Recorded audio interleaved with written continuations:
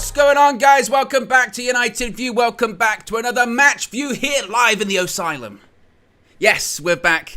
It's the final two pre-season fixtures. The first one back in England. Actually, the first one in England. The first two were in Oslo and Edinburgh, respectively. Then we were off across the United States. Now we're back in the UK at Old Trafford. And a strong starting 11 as well. A strong starting 11 by Erik ten Hag today for this game against RC Lens. Yes, I've been working on my French pronunciation. Yeah. Je m'appelle Owen. J'habite in the Asylum. Come on. Yes, so this is going to be a fun fixture, a tough test certainly. And we're waiting. We're waiting still. I've got the watch ready. Because it's not Fergie time, it's Hojlund hour. 2 H's there. We're waiting for the Rasmus Hojlund announcement. As of right now, no announcement. I have seen on Twitter, I think it was the Muppeteers said, that he's going to be on the pitch at 12:35. So around about 20 minutes time. Kickoff is 30 minutes away. So we're waiting for Hojlund. We're waiting for kickoff. We're waiting for a lot of things. So be sure to smash a like on the like button. Be sure to subscribe. Bottom right hand corner. Hope you're all doing well. You can see top right hand corner. Other direction, Owen. We're currently at 149,214 subscribers. Road to 150k. Can we get there before the season starts? Could you imagine? Oh, it would be absolutely tremendous. But first, I have to take a pause for the cause. Before we talk about team news, we have to talk about a special sponsor.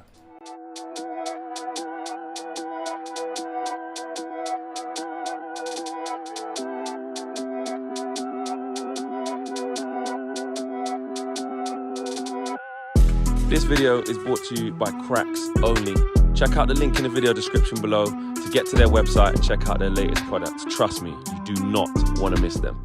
You don't want to miss them indeed. We might not be in California anymore, but it still doesn't matter. Flex and KG still rocking Cracks Only stuff. As Flex said, this video is brought to you by Cracks Only. Make sure you click the link in the video description to check out their latest catalogue of streetwear. They're currently doing big things in Los Angeles, California, with many MLS stars wearing their product. So if you want to dress like the stars, you know what to do. Check them out in the video description. You will not regret it, as Flex said. How is everybody doing though? We all doing good? We're all enjoying this Saturday rain-filled afternoon here in the UK. It's funny, isn't it? Because people complain about both things, and I throw myself into this. You complain about the heat, I certainly do, and then you complain about the rain. I don't really have any problem with it though. I've got no problem with the weather. You know, no problem at all. I like the rain. I like winter. I like it when it's cold. So, no problem. No problem at all. Team news, though, that's what you've come for. You can see the team on the right-hand side of me on the screen there. Andre Onana makes his Old Trafford debut in goal. It's a strong team, certainly. A back four of Luke Shaw at left-back, Lisandro Martinez, Licha, and Rafael Varane, the Ghost, the Wraith, the Phantom, as the two centre-backs. Interestingly, very interestingly, Diogo Dalot starts at right back over Aaron Wan-Bissaka, who is on the bench. Now, we'll talk about my feelings and my thoughts and my opinions on the team news in just a second, but you can let me know in the live chat as I go along. Midfield 2, pretty self-explanatory. Casemiro, Mason Mount. Obviously, Kobbie Mainoo's injured, so it was very unlikely, I think, that we were going to get any other pairing. In front of them, we've got Anthony on the right-hand side. KG would say he's the answer to the right-hand side. Bruno Fernandes, of course, captaining the side for the first time officially at Old Trafford. He's in the number 10 role. Alejandro Garnacho starts on the left, and Marcus Rashford up front. Jadon Sancho is on the bench. Speaking of those bench players, I will give you the bench players because sometimes that tells also as much of a big story too. Here we go. So the bench is Heaton, Kovar, the two goalkeepers, Victor Lindelof and Harry Maguire. Aaron Wan-Bissaka, as I mentioned, is on the bench. Christian Eriksen and Hannibal are midfielders on the bench. You've got Facundo Pellistri on the bench, even though it's been linked to a move to FC Twente and Boca Juniors respectively, both loan moves. Donny van de Beek, amid all of the talk about his future, possibly going to Real Sociedad, is on the bench. Amari Forson and Jadon Sancho round things out. No Scott McTominay. Some people said, does this mean he's leaving? Well, in the last couple of seconds, I'm hearing that actually Scott McTominay is unavailable today with what Manchester United are describing as a, quote, small medical issue. So they're saying that he's got a small, I don't know, small nick, small injury, but they're saying it's a small issue. So it's an injury thing that's ruling Scott McTominay out today, even though there have been reports and rumours over the last 24 hours that West Ham are sort of ramping up their pursuit of not only Harry Maguire, but also Scott McTominay. Some kind of interesting reports that they're doing. I mean, I think it was Alan Nixon who had said that they were doing long distance medicals, which I thought, what on earth does that mean?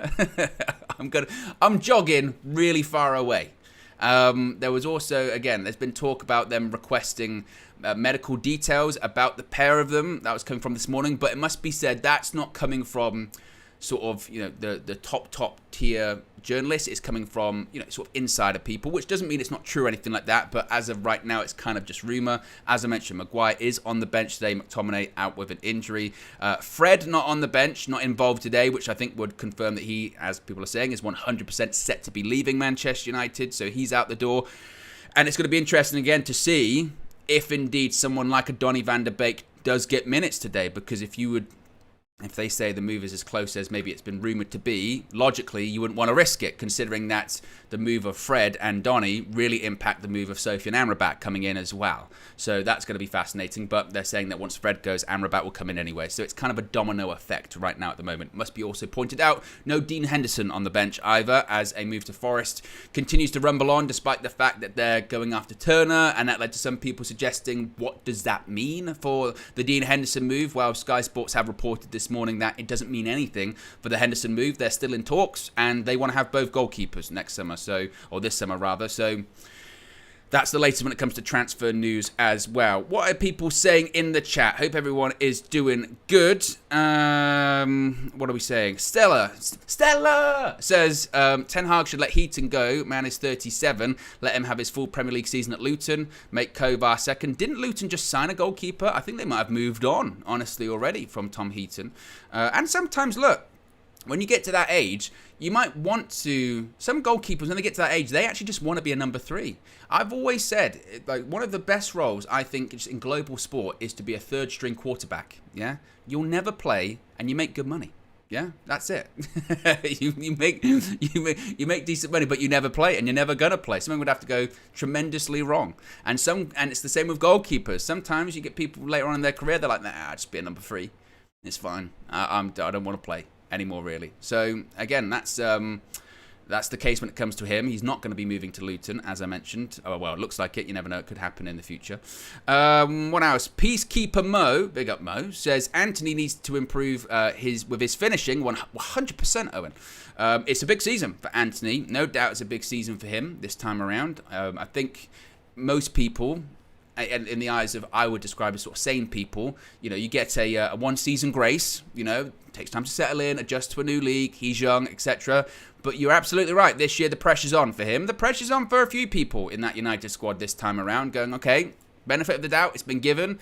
You can say there's been not only just your move to United, but there's been a lot going on at the club in the last couple of years. Erik ten Hag coming in, people leaving, etc., etc. Now that things on the playing side, not on the executive side, but on the playing side is fairly settled, now's the time to show what you're worth. So I agree, big season for Anthony, and it's going to be interesting, of course, that Amad is staying through injury, but he is staying, so he's going to have competition on the right-hand side too.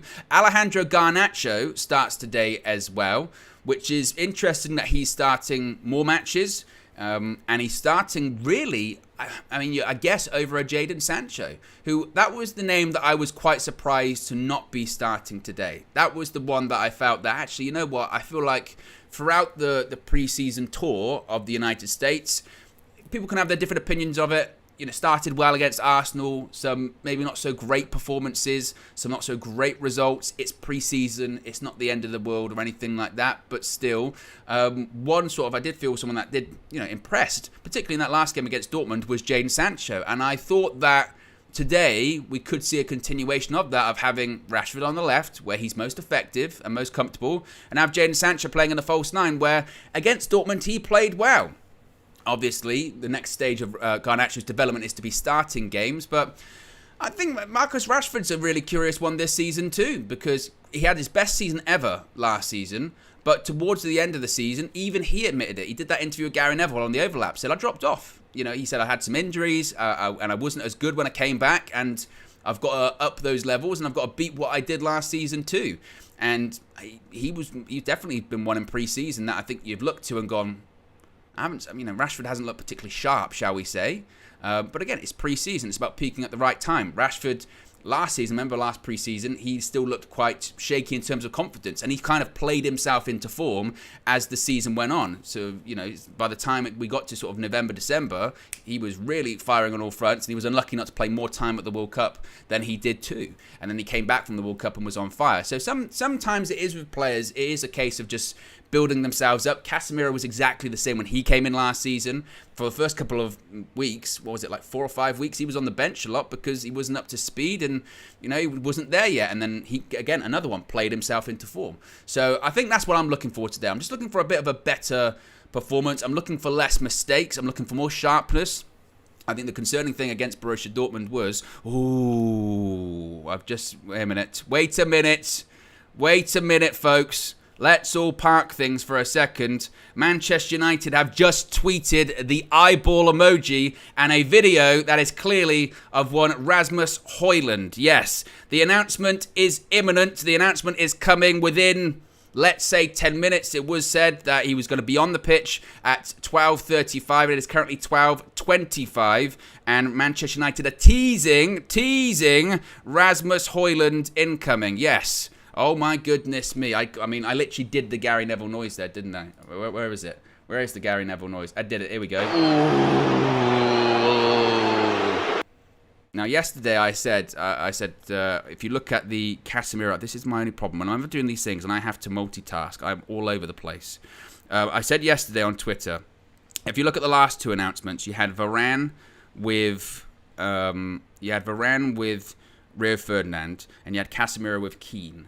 Who is Rasmus Hojlund going to be with? And lots of people gave me lots of different responses. I think the most popular two were probably Andy Cole and Ole Gunnar Solskjaer. As far as I've seen, none of them are there today, by the way. None of them are there. So the only person on the pitch side is Dion Dublin and Danny Webber. I think, honestly, if it was Dion Dublin who shook his hand, no disrespect, but you kind of expect him to go, stairs up to the back bedrooms or whatever, go that way. So yeah, I'm not sure.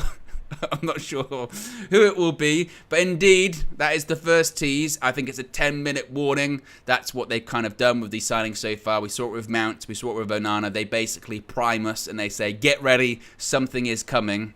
And the something in question this time is one Rasmus Hojlund. Yes, and I also, you know me, I'm a stickler for pronunciation. I started off today's match view by saying Lens. Yeah, I'm working on the French pronunciation. Yeah, very, very good. I said before, j'habite in the asylum. This is where I live. What else do I know from French? I did this at GCSE as well. Really bad from me, this. Bord de la mer, by the sea. So... Où est le pamplemousse? Which I'm not sure what that means. Where is the something? Someone can let me know in the chat what that actually means.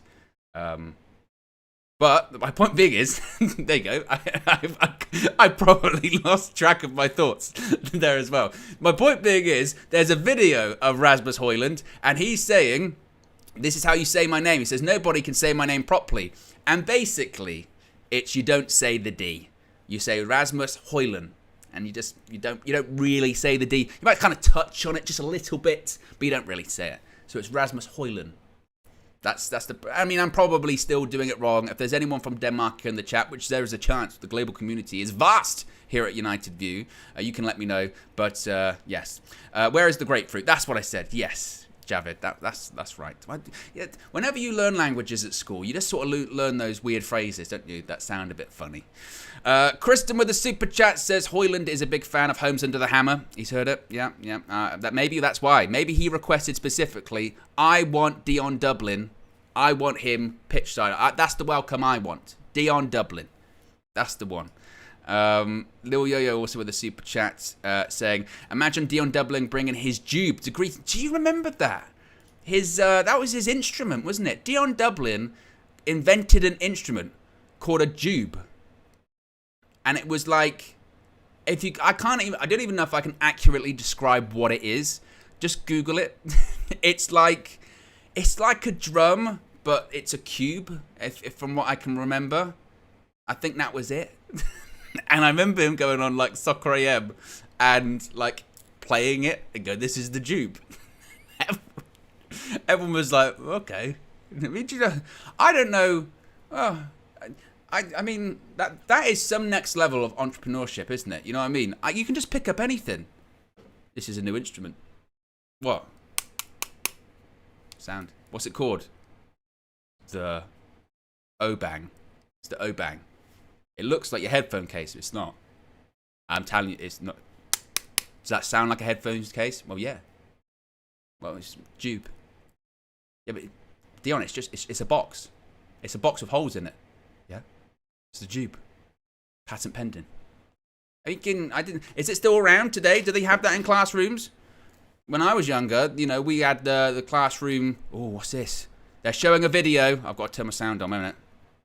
Oh, it's Raphael Varane. That's fine. They were showing a video of Varane with his intro at Old Trafford. I thought, here we go. I thought, this is it. It was not.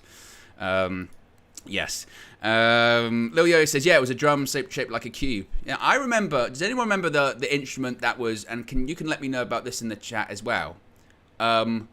Was a fish, and not a real one. It was made of wood, and it was kind of ridged, and you had like a stick, and you went like this. And you played the fish, the wooden fish. Now, does anyone know what that is? Because if you don't, you'll probably be looking at me like I'm a madman. It's not a xylophone, Jason. That's a different thing. In the classroom, when I was at primary school, they'd be like, let's get out the instruments. And there was a fish. What are you playing? It's a fish made of wood. And it kind of goes, Who's playing that in an orchestra? I've got a classical music degree. What do you play? I play the fish. They'd be like, excuse me? Yeah, I play wooden fish. That's what I play. You'd be like, what? It was crazy. They were genuinely in there. Oh, Imran says, yes, it was a frog one too. I remember too. Yeah, this was wild. This was wild. But there you go. I've been sidetracked by the Jube once again. There you go. What do we have time for? Do I have time to play the road trip preview? I believe that I do. If I don't, we will come back very, very quickly. Here's what Flex and KG said. They were on the road to Old Trafford earlier. 2 games left of pre-season, KG. 2. Yeah. 1 at OT today. It's Rasmus Hojlund Day. He's gonna start. No. He's just getting unveiled. Yeah. I don't even know, bro. I don't even know where I am, fam. All I know is that I'm in the UK, but I haven't, like, if you ask me if I checked into any Man United news, absolutely not, fam. Yesterday, I just slept. KG said, is he gonna start? Hasn't even been unveiled yet. Hasn't even announced yet.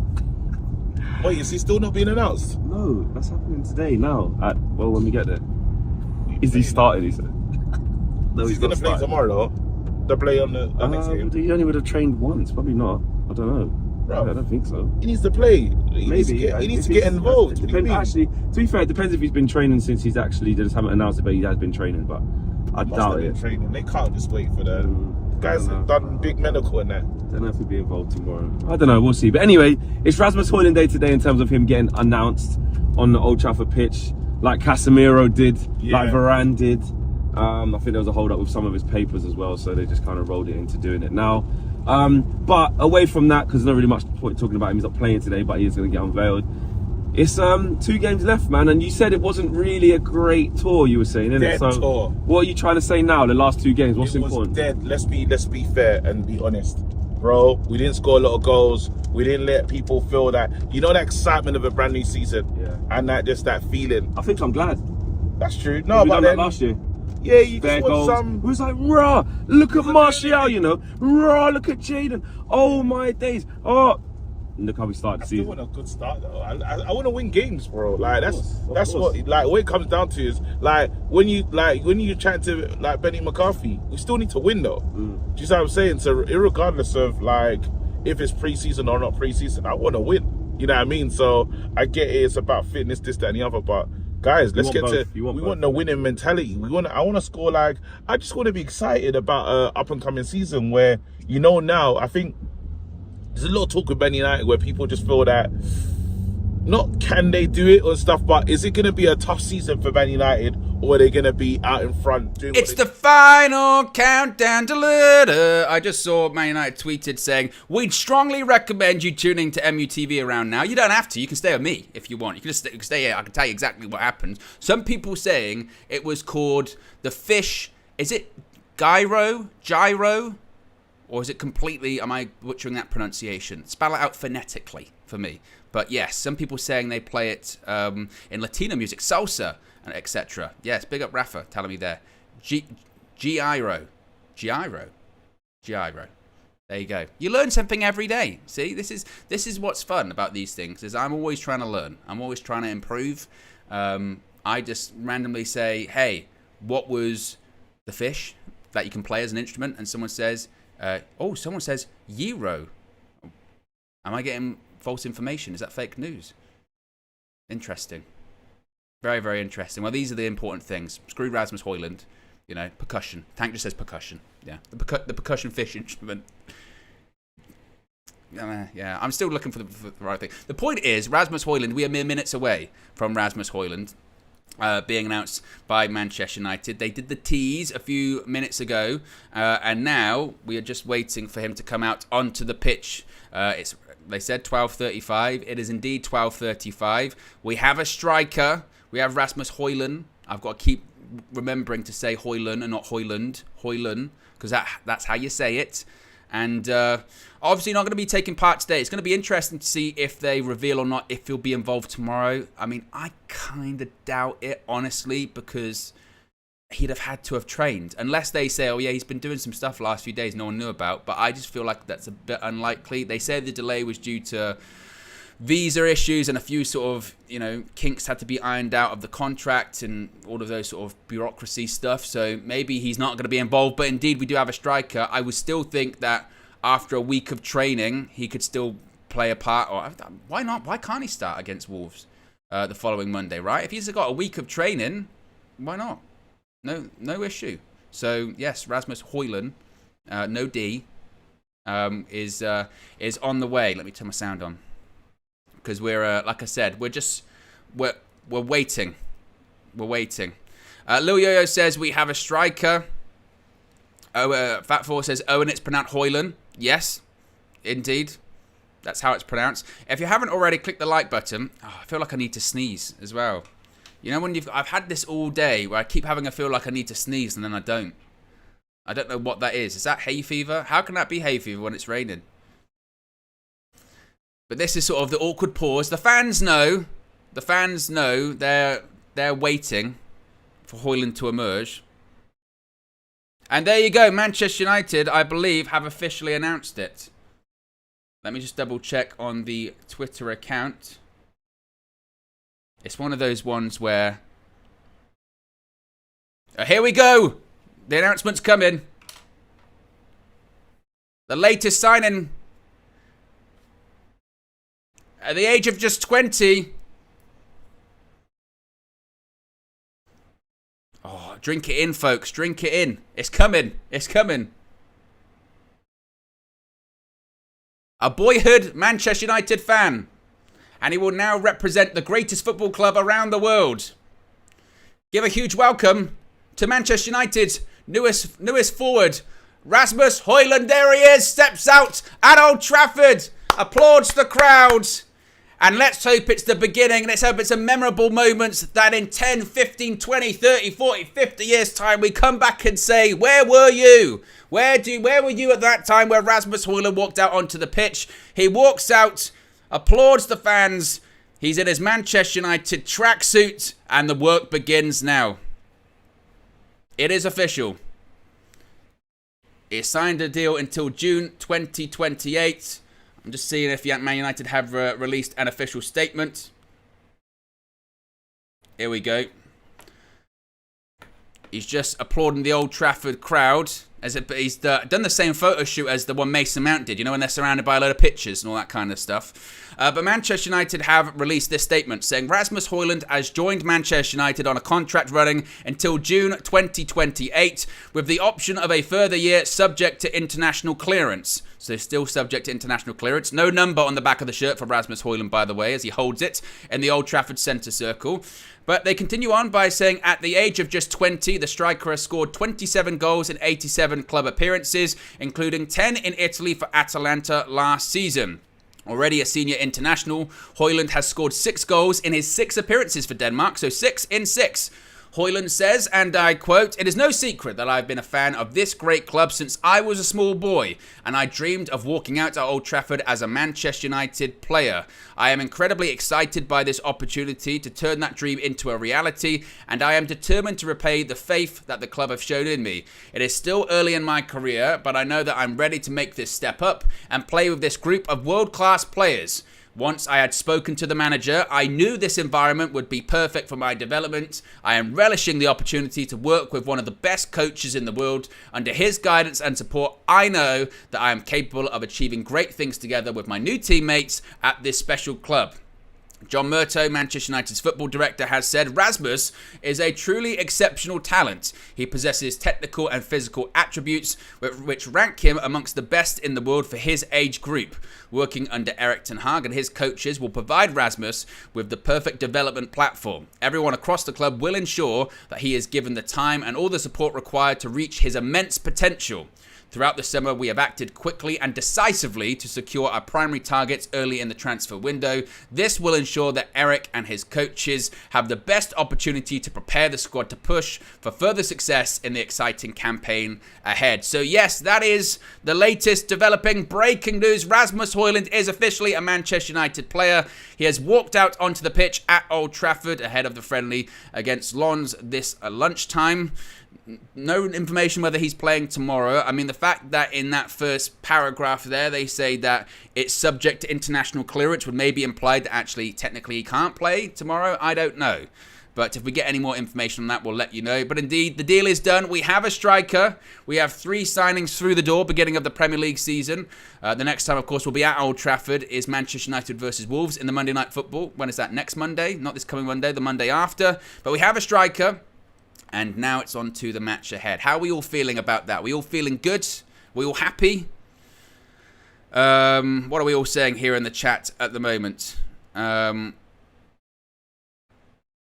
have we got in the chat at the moment? Let's have a look. Wizzer saying just Hojlund with the flex, pun intended, bicep emoji. Andy says very happy. Imran said he stood with Fred the Red. Remy says didn't realise Hojlund is 6'3". Damn. The Manchecutioner said, Nana, someone made a banner and misspelled his name. I didn't see that because I was reading. Is that... Did they misspell it? They spelled Hojland. I can't believe it. I can't believe it. Google. I mean, I can't talk. I spelled United wrong when I did my last match for you. It was early, though. It was early in the morning. But Bruno Fernandes leads Manchester United out to Old Trafford.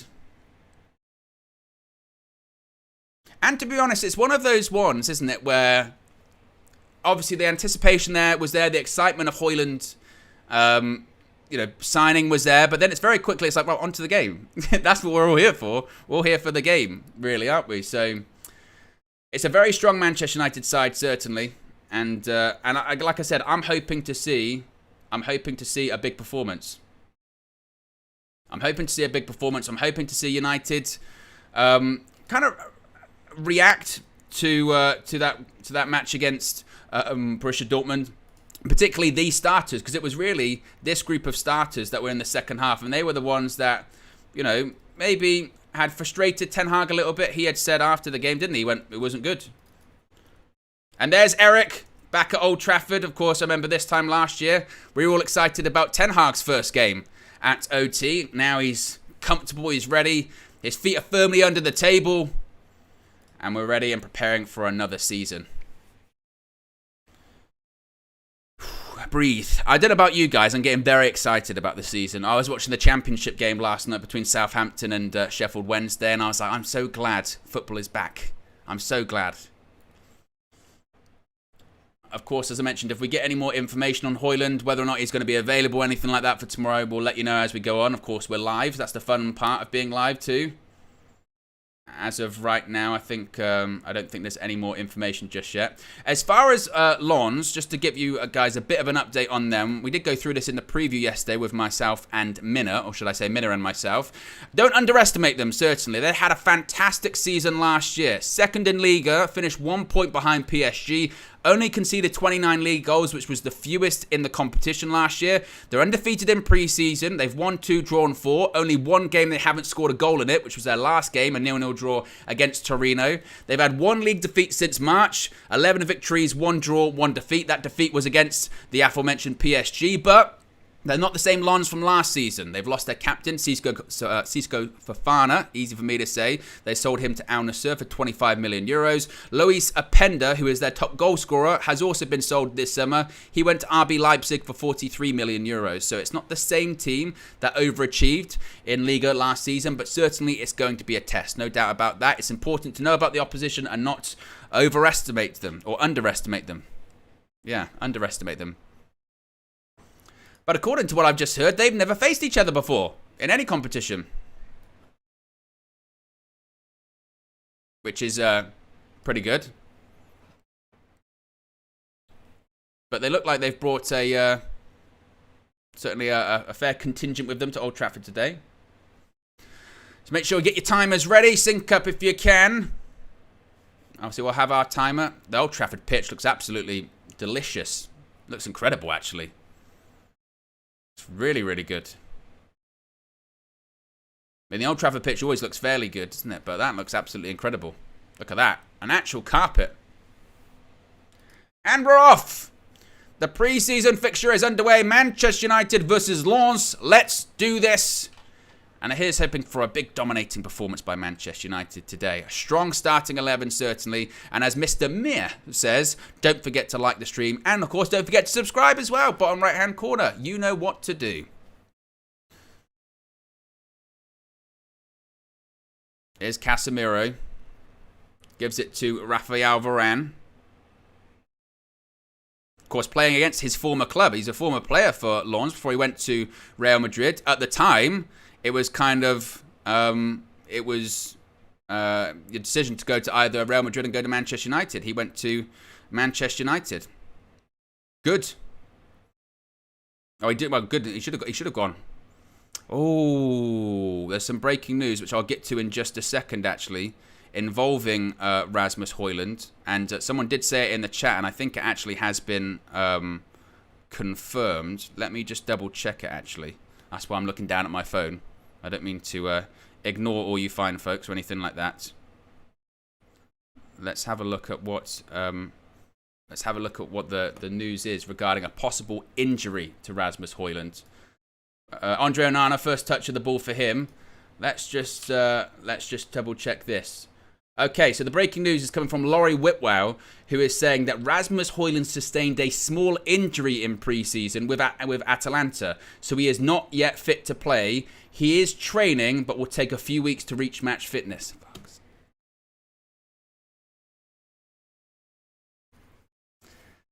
So that means a possible debut against Wolves. That's tight. But they're saying he is training, but they're just saying he's behind. Suleiman says, how did Hojlund complete his medical if he was injured? Just because you're injured doesn't mean you fail a medical. A medical is just to check that the information that they have on you medically is accurate. So it could be a case, that's a poor, he's been caught out there. And Lens, man, I got caught out there. Andre Onana, very comfortable for him. But yes, you can still complete a medical injured, you know. It's just a case of clubs not being sort of blindsided by things they weren't totally aware of. So that's just the situation when it comes to that. But he is in training, but they're saying that, again, he's a bit behind, which might mean, again, a delay when it comes to possibly starting. When it comes to possibly starting against Wolves, which is frustrating. Jadin says Denmark Martial. Martial's still even on the bench. So I think that says a lot about him, doesn't it, at the moment. Here come Lens on attack. Oh, good tackle. Look at that. By Casemiro. Full-blooded as always. And here's Bruno Fernandes. Switch. He's aiming for Alejandro Garnacho. Brilliant ball over the top. Here's Garnacho. Up against the Lens fullback. Cuts inside. Takes a shot. Blocked in the end. Brilliant ball by Bruno Fernandes. Excellent. But there's still a possibility. There is still a possibility of deciding a striker that we're going to come into the season without a striker still. Oh, just like the weather in Manchester today. It never rains, but it pours, doesn't it? Oh, my God. So yes, if you are just joining us, the breaking news is that Rasmus Hojlund is a Manchester United player, but he has sustained a small injury, so he's not ready. He's not yet fit to play for Man United. Ugh, it's just typical, isn't it? It's just typical. But this is what I was saying. Look, I think if there's money left over after we get Sophie and Amrabat, get another striker. Not in a sense of, oh, we've got to replace Hojlund already because he's injured. More just in the case of, like, you know, he needs support. Again, there are going to be points in the season, not just injury or stuff like that, but he's young. He's young. He needs support in that position, in that role. But just over 4 minutes gone, still 0-0. Can't lie, like 5 minutes, I've kind of just been all over the place. I've been looking at all of this news and all this kind of stuff. Ben O says, stop complaining, Owen. We got a striker for once. I'm not complaining we haven't got a striker. I'm just saying it's frustrating. It's not Hojlund's fault, and it's not United's fault. It's nobody's fault. It's not. But I think if you get a player and then they go, oh, he actually picked up an injury in pre-season, you go, oh, fuck. You know, that's annoying. You're allowed to go, it's annoying. I think it would be weird. I think if you heard the fact that Rasmus Hojlund was injured and he might miss the first game against Wolves, which, again, he might play, he's training, but he might miss the game against Wolves, and you went, that's all right. You'd be like, what? It's not okay. Yeah, it's not his fault, not United's fault, but it's just, I think that's a logical and fair reaction, Ben. Free kick to United, though. Marcus Rashford stands over it. Is he going to take a shot? He wouldn't. It's like 35 yards out. He does take a shot, and it's over the bar. Well, Rashford's complaining. I think he said he wants the corner. I think he said it came off the wall. Let's have another look at this. It might have come off the wall.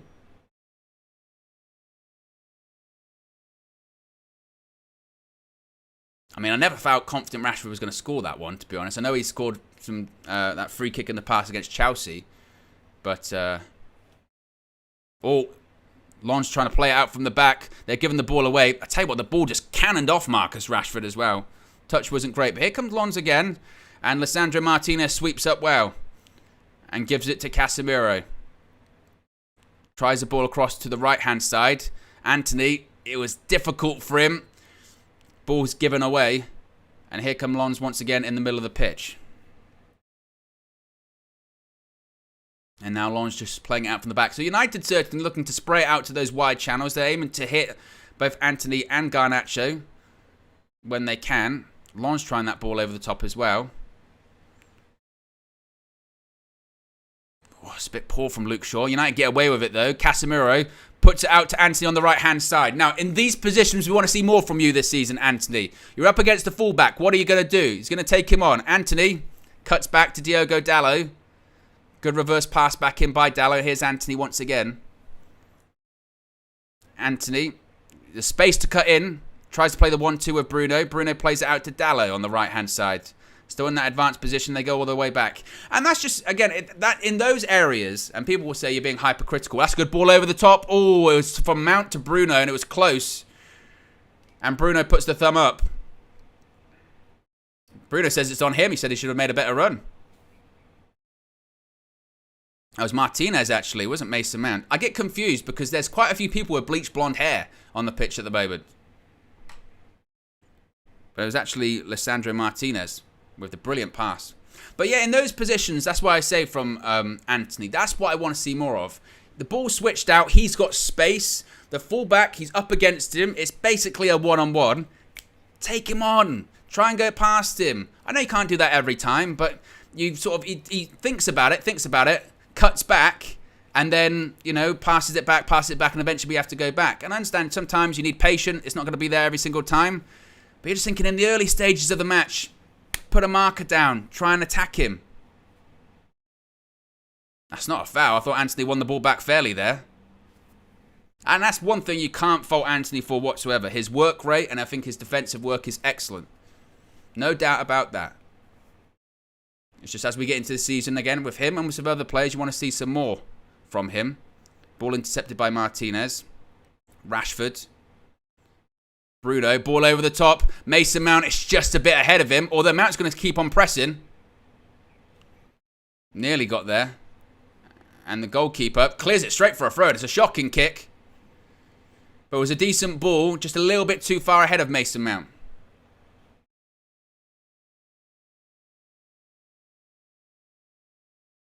Marvo says, just shut up about Anthony already. Well, I will when you spell his name right, Marvo. Come on. Here's Raphael Varane. Luke Shaw.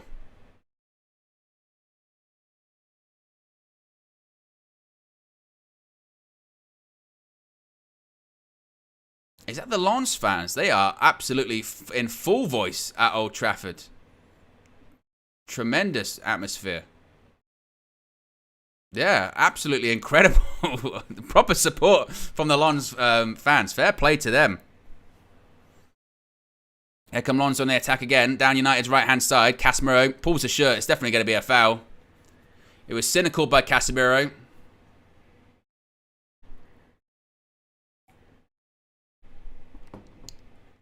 But yeah, it was a clear free kick.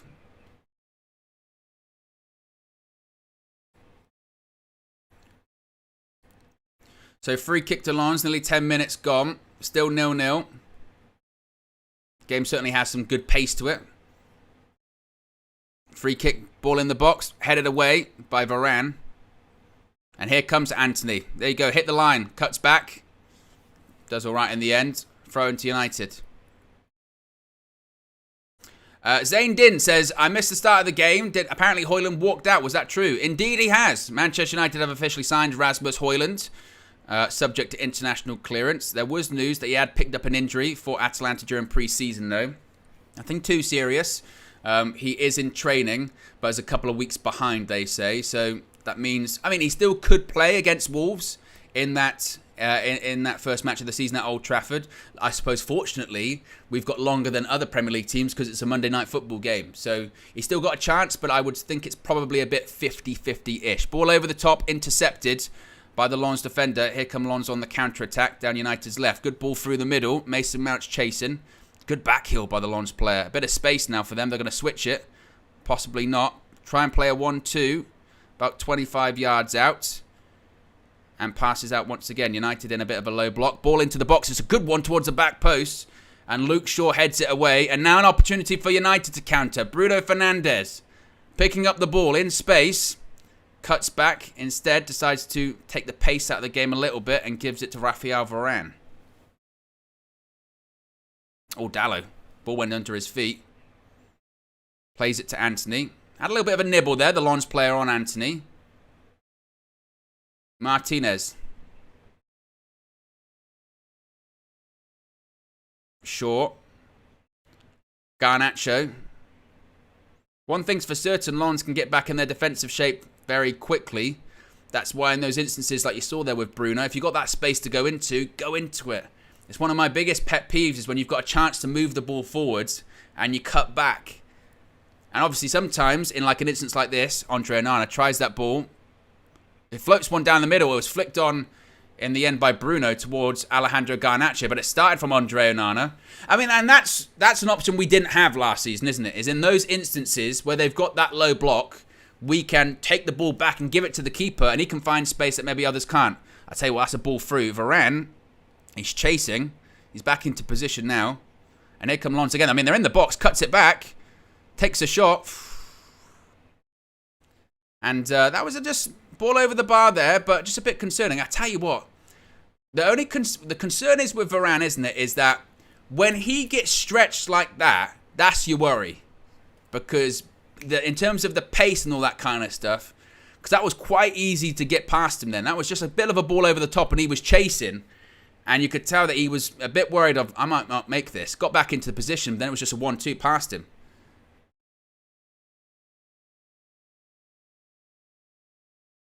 Jadine says, what's your timestamp, Owen? If you want to sync up, the time is there. So you can see what time we're at. And it's exactly on what the game is on at the moment. And on offside. So United have a free kick.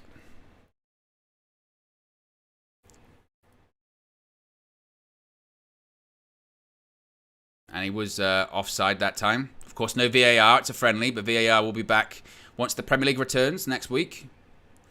There's some changes to refereeing and officials this season. Some changes to the rules. More time going to be added on for time wasting, which is good. They want the ball in play more, a bit like what was at the World Cup last year. United playing up from the back. Onana trips it to Diogo Dalot, heads it back to Rafael Varane. Good playing out the back by Manchester United. Anthony gives it to Dalot once more. Dalot gives it to Rashford. Bruno, brilliant ball. Alejandro Garnacho, touch. Garnacho cuts it across goal. Mason Mount, oh my God! Mason Mount scuffed it. I don't believe it. That is an absolute sitter by Mason Mount. He's fluffed his lines. Oh my goodness me. It's a brilliant move by Manchester United as well. Built out from the back. Onana to Dalot. Dalot playing 1-2s with Anthony. Bruno sees Garnacho in space. Crossfield pass. Kind of had a swerve on it as well. Garnacho, not the best first touch, but he still does the right thing, right decision making. Puts it across goal to Mason Mount. Empty net. All you've got to do is put it in the back of the net, and the ball goes under his feet. He completely fluffed his lines. Oh my goodness me. You can do that in pre-season, but wow. Gilt edge. Gilt edge chance. You can probably hear the Chelsea fans already on Twitter, can't you? But good play by United, certainly. Excellent build-up play, excellent move. Look at this ball by Bruno Fernandes. That is world-class. Garnacho's clearly onside, gives it to him in space. Garnacho wouldn't even be happy with the touch, but he does the right thing because he knows his touch wasn't great, so he gives it back to Mason Mount. All he's got to do... Oh, it goes against his standing leg. Did he take his eye off the ball? You can't blame the pitch. The pitch is an absolute carpet at the moment.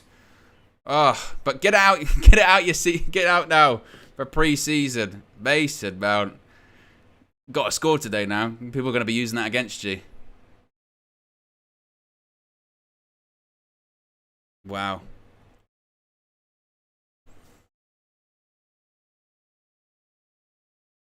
But 15 minutes gone. United should be 1-0 up. A gilt-edged chance by Mason Mount. And here come Lons in the attack. There's a reverse ball. Edge of the box. Blocked this time by Casemiro. Ball in. Blocked this time by Garnacho. Good defensive work. But Bruno Fernandes, you can see in this first 15 minutes or so, he is just dictating things. He speeds the game up if he wants to. He slows it down if he wants to. Crossfield passes all over the pitch. He's been absolutely doing what you expect from Bruno Fernandes in this first 16 minutes or so. But it's kind of like the same as last season, isn't it? Where you go, my goodness me, we should be 1-0 up already. Gilt edge.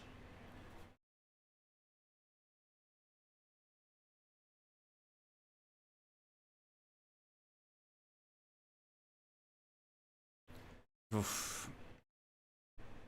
Here come Lons just playing the ball around. United. We're still not seeing that super intense, United sort of pressing fairly high here. Anthony, Rashford, Garnacho in that 3. Keeper goes long. Varane wins the header, but it kind of goes to a Lons player in the middle of the pitch. And now United need to get back in their defensive shape. Pass. Brilliant tackle. Brilliant tackle by Lisandro Martinez. Timed it to perfection. Wins the ball. But United don't distribute the ball great. Here come Lons once again. Edge of the box. Here's space on the D. Takes a shot. Good save by Andre Onana. Fairly comfortable. But you always want to get that first decent save in. And Onana does that.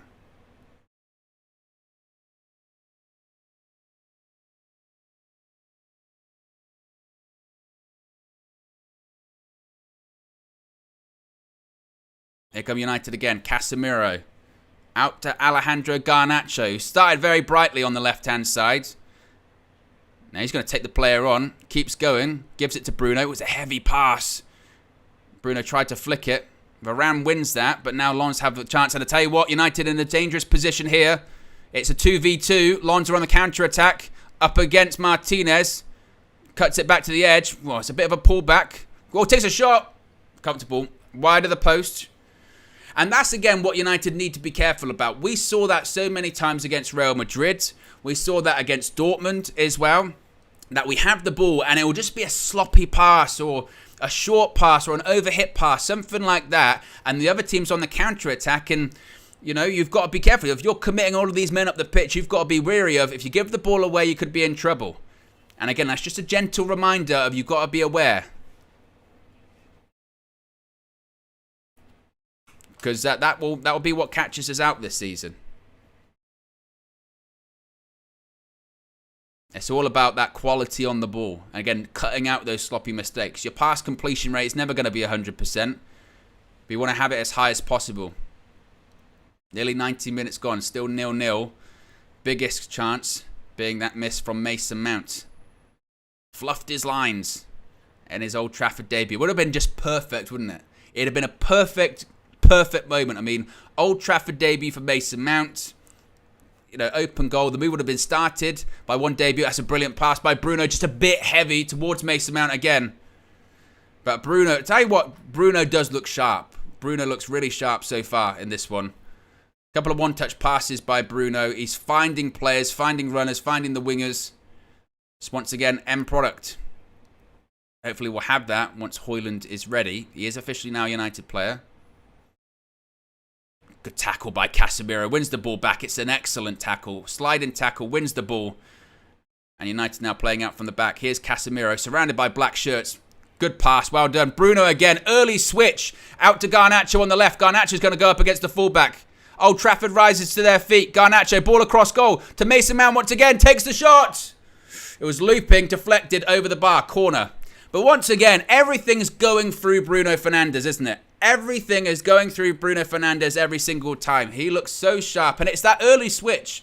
He's smart. He's already taken a look before he's got the ball. He knows the space that Garnacho is in. For the second time, it's a one-touch. Bang. Get it out to Garnacho. Garnacho goes against the fullback. Again, it's a good ball across the box. Goes to Mount once again. This time he got deflected. But that ball, that combination, Bruno to Garnacho is working. Shout out Casemiro as well. Played himself out of trouble. Had 3 shirts surrounding him. 1 pass. But Bruno's playing well. It's a corner ball. Luke Shaw puts it in. Oh, it goes to Garnacho. Oh, it's blocked. He took it first time in the middle of the box. Difficult technique. And that's going to be a goal kick to Lens. But 20 minutes gone. United, there's no doubt United look threatening. You can't argue against that. They're certainly a threat. Obviously, we should be 1-0 up from Mason Mount. Bruno Fernandes is just using the entire pitch to his advantage. Everything's going through him. Garnacho looks very sharp on the left. Just the end product again. Just the end product. The story of last season. Hopefully not the story of this one. We've got the striker now. Let's just get him in. Hopefully the injury isn't too serious and he can be playing against Wolves next Monday. Lens playing out from the back. There's a big kick up the pitch. It's a brilliant ball. And it's Andre Onana, sweeper keeper. And I tell you what, he does his job really, really well. He's offside in the end. But that's the difference there. That's the difference of having a goalkeeper that's willing to be higher up and going to come off his line, come out of the box. Because it's a brilliant pass by the Lens keeper. He is just about offside, but you never know. And it's dangerous. And those Man United defenders need to be wary of that. Again, simple ball over the top, but Andre Onana sweeps things up. And it's just taking the sting out of a dangerous situation, certainly. Oh, it's a poor pass by Diogo Dalot. And it's a ball over the top. He's been chipped. Oh, I don't believe this. Oh, my God.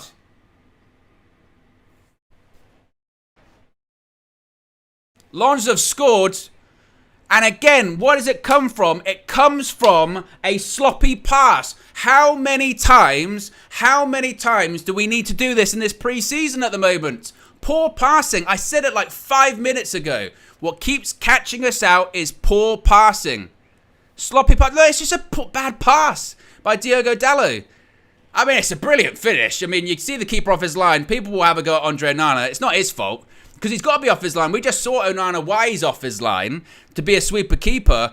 But you look at Dalot and say, mate, concentrate. Concentrate. 5-yard passes.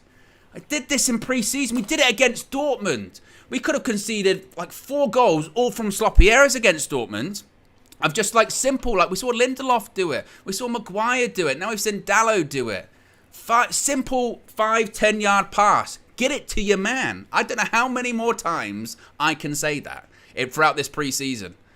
Just sloppy mistakes. And people now You can already see it on Twitter. There'll be on Onana. Oh, Onana got chipped in his home debut, blah, blah, blah. It's got nothing to do with Andre Onana. Andre Onana's his position's absolutely right where he is. Absolutely right where he is in terms of his starting position. It's like basics. I mean, basics. 10-yard pass. Hit your man. You know, this isn't pre-season friendly. You do that in the Premier League. If you do that in the Premier League, you'll get caught out every single time. Again, and that's not... And here we go. They'll be doing... See, De Gea wouldn't have been off his line. Well, a few seconds before that, De Gea wouldn't have swept it up even though it's offside. Again, you can't... If you're going to get into the whole Onana shouldn't be that far out off his line. Andre Onana, right? Andre Onana, the reason he's outside of his box is because we're playing on the halfway line and he expects his fullback to be able to do a 10-yard pass. You know, that's what it is. Blame the person that can't do the pass. And Dalot's been caught out again. And here comes Lons on the attack. And again, realistically, the reason I think Dalot's playing in this game is because Wan-Bissaka came on against Dortmund and was shocking on the ball. He was another one. Sloppy passes, just giving the ball away. That led to opportunities and led to goals. And Dalot's just done the same. I mean, professional footballer, quality on the ball. And again, people are going to... I literally, if you think that Andre Onana is in the wrong for that one, first of all, look, your opinion, I'm not going to shout at you for your opinion, but I massively disagree. Ball in. If you're going to have a goalkeeper like Andre Onana, and you're going to have situations like we had just seconds before that, when your team's got the ball on the halfway line and there's no pressure on them, you're going to be quite far outside your box because you're a sweeper keeper. That's going to happen. It happened last season. Who that happened to? That happened to, was it Ramsdale at the Emirates? It's happened to Alisson. Like the goalkeepers nowadays, they're going to be that far up. You don't expect the player to do a 5-yard pass. Garnacho again looks sharp. Goes past the Lons player. Garnacho, he might have to go by himself. Garnacho, left foot, takes the shirt. Oh, it's over the bar. Super chat here from Zayn Miassi says Ramsdale is better than Onana. Why are they buying another goalkeeper then, Zayn? And was he good when he fumbled Bruno's shot in the friendly? Oh, yeah. Very interesting.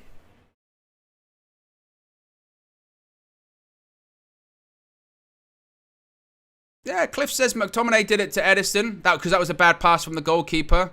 Again, that with this kind of keeper, when a sweeper keeper high up, that will happen. But they have that position high up because there's an assumption my defenders isn't going to not be able to pass the ball 5 or 10 yards sideways.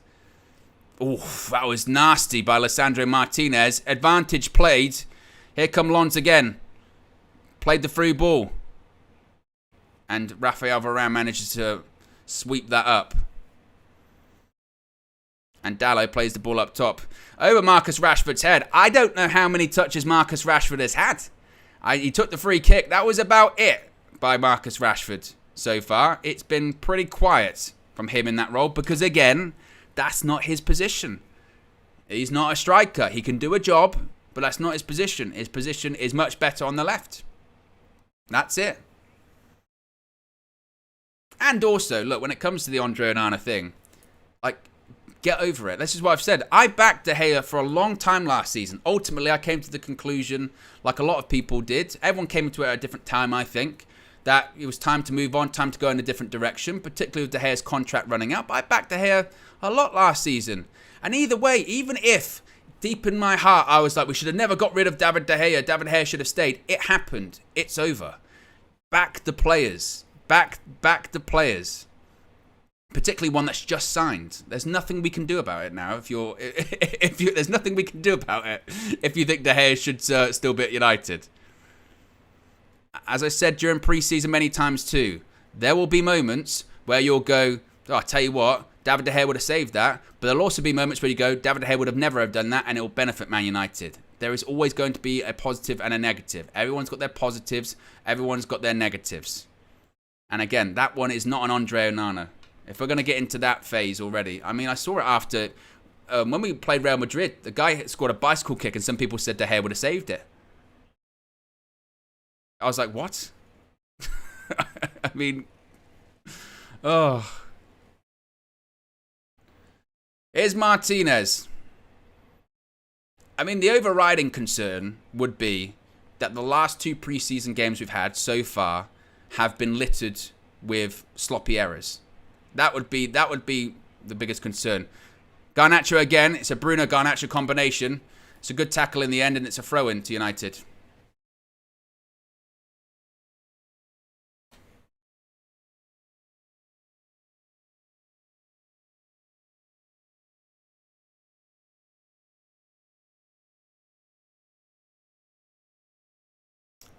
Magnus says, but to be honest, Owen, Onana isn't the source of many goals. We're overrating his attacking side. Well, I think, that's where I disagree, Magnus, because a lot of people are suggesting that Onana's build-up play will contribute to us a lot this season from an attacking point of view. And again, like, if him being chipped because, again, he was off his line because we gave the ball away sloppily on the halfway line, and we're looking at him going, oh, actually, I don't know. Then, mate, this is going to happen. You've got to get used to this. Again, the profile of keeper is drastically different. We've gone from 0 to 100. We've gone from a goalkeeper who last season, in that instance, highest De Gea would have been would probably be the edge of his box. Now you've got a player that's going to be not far behind the defenders. Again, it's different philosophy. And whether you agree with it or disagree with it, you've got to get used to it. You know, that's just it. It's the same kind of principle of those people that are just like, no, just get the ball forward, long ball, and you're constantly tapping it around the back. It's literally just different philosophies of goalkeeping and playing. And it's got positives and it's got negatives. But I don't think you can look at that goal just because they've scored it from a long way out and go, keeper was to fault. Again, it's just the different way of how we're going to play now. That's it. Ball over the top. Dalot heads it. Casemiro.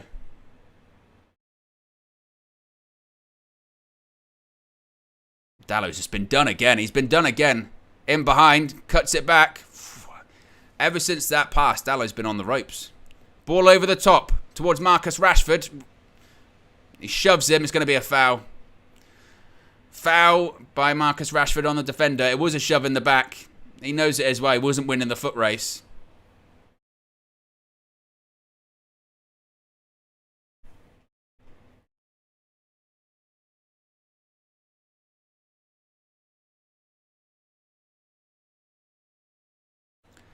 King of the Indies says, he's a goalkeeper. Why are we expecting contributions to goals?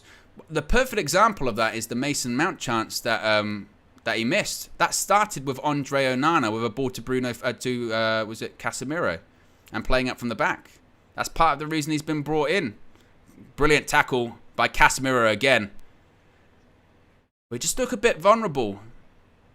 What's that in the end? I think they're saying offside or a foul or something like that. Referee's blowing the whistle.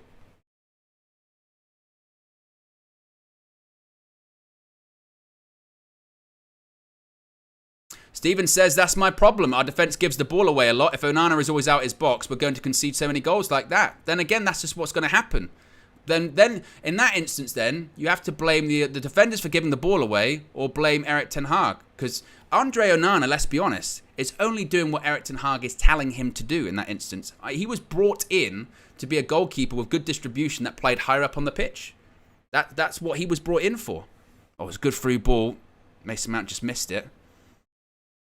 Which is why I say, good flick back by Marcus Rashford. Casemiro, that's got to be a foul. Referee gives a free kick. Free kick to United. 32 minutes gone. But yeah, when it comes to, again, with the keeper situation, then again, that's what he was brought in for, is that high starting position. And it's going to lead to moments like that.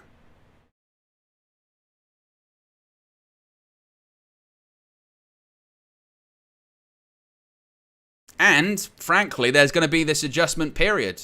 I mean, you would have thought this is one thing I don't get though. It's like that wasn't that goal from the pass by Dalot. that wasn't like, oh, well, we're just playing up from the back, tight areas. It was the basic of basics, 5-yard pass or 10-yard pass. Sideways. He played it behind Varane. Like, that's what it is.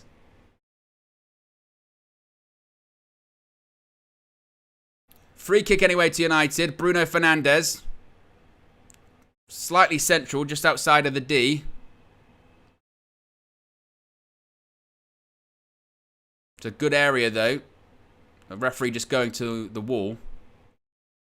King of the Indies says, I didn't mean build-up player, and it seems like some fans expect Onana to get several assists. Yeah, exactly. That's not going to happen. Maybe one, and they'll get raved about. Here's Bruno Fernandes. Hits the wall. Is that handball? Oh, no, it's off his head.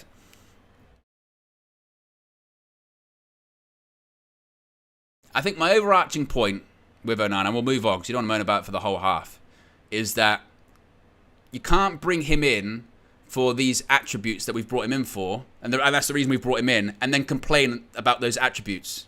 That, to me, doesn't make a lot of sense. That, to me, is completely redundant. We brought him in because he has a high starting position, like he's got the ball now, and his distribution, and then we can't complain by like, oh, yeah, he's too high up the pitch. That's what he is. That's what he does. You know?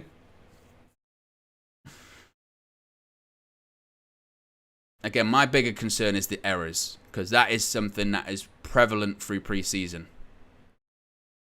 Speaking of which, Onana aimed for Rashford. Knocked down. Goes to Garnacho once again. Garnacho into the box. Goes past the fullback, takes shot, blocked. Anthony! Oh, it's over the bar. I think it might have been deflected. It did get deflected. It's a United corner. Well, certainly you would say in this half so far, the best players from United's point of view have absolutely been Bruno Fernandes. Because again, it's Bruno to Garnacho. That combination has been there every single time. Bruno finds Garnacho. You would say Bruno Fernandes has played very well. Garnacho has looked dangerous. I think Casemiro's done very well too in winning the ball back. He looked like he's much sharper than he was a few games ago. Here's Mason Mount, ball in. I'm not sure what beat the first man. It goes all the way back to Andre Onana. I think in players that you would say haven't played particularly great, I think you would look to, sure, it was a hit and hope. Keeper claims it. Players that haven't played particularly well so far, I think you'd look towards Marcus Rashford just because he hasn't touched the ball barely. He's been really ineffective in the central position. I think you look to Dalot, not only for the mistake, but then afterwards he had a 5-10 minute spell where he was really wobbly.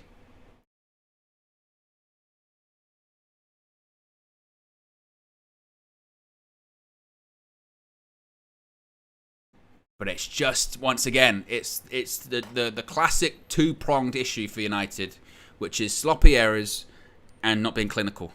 That's the two-pronged thing. That's it for United. And hopefully, once Hojlund's in the team, we might have just a bit more of a focal point. Because so far, like I said, you look at Rashford. You look at Rashford, he's barely touched it. Here's Lissandro Martinez.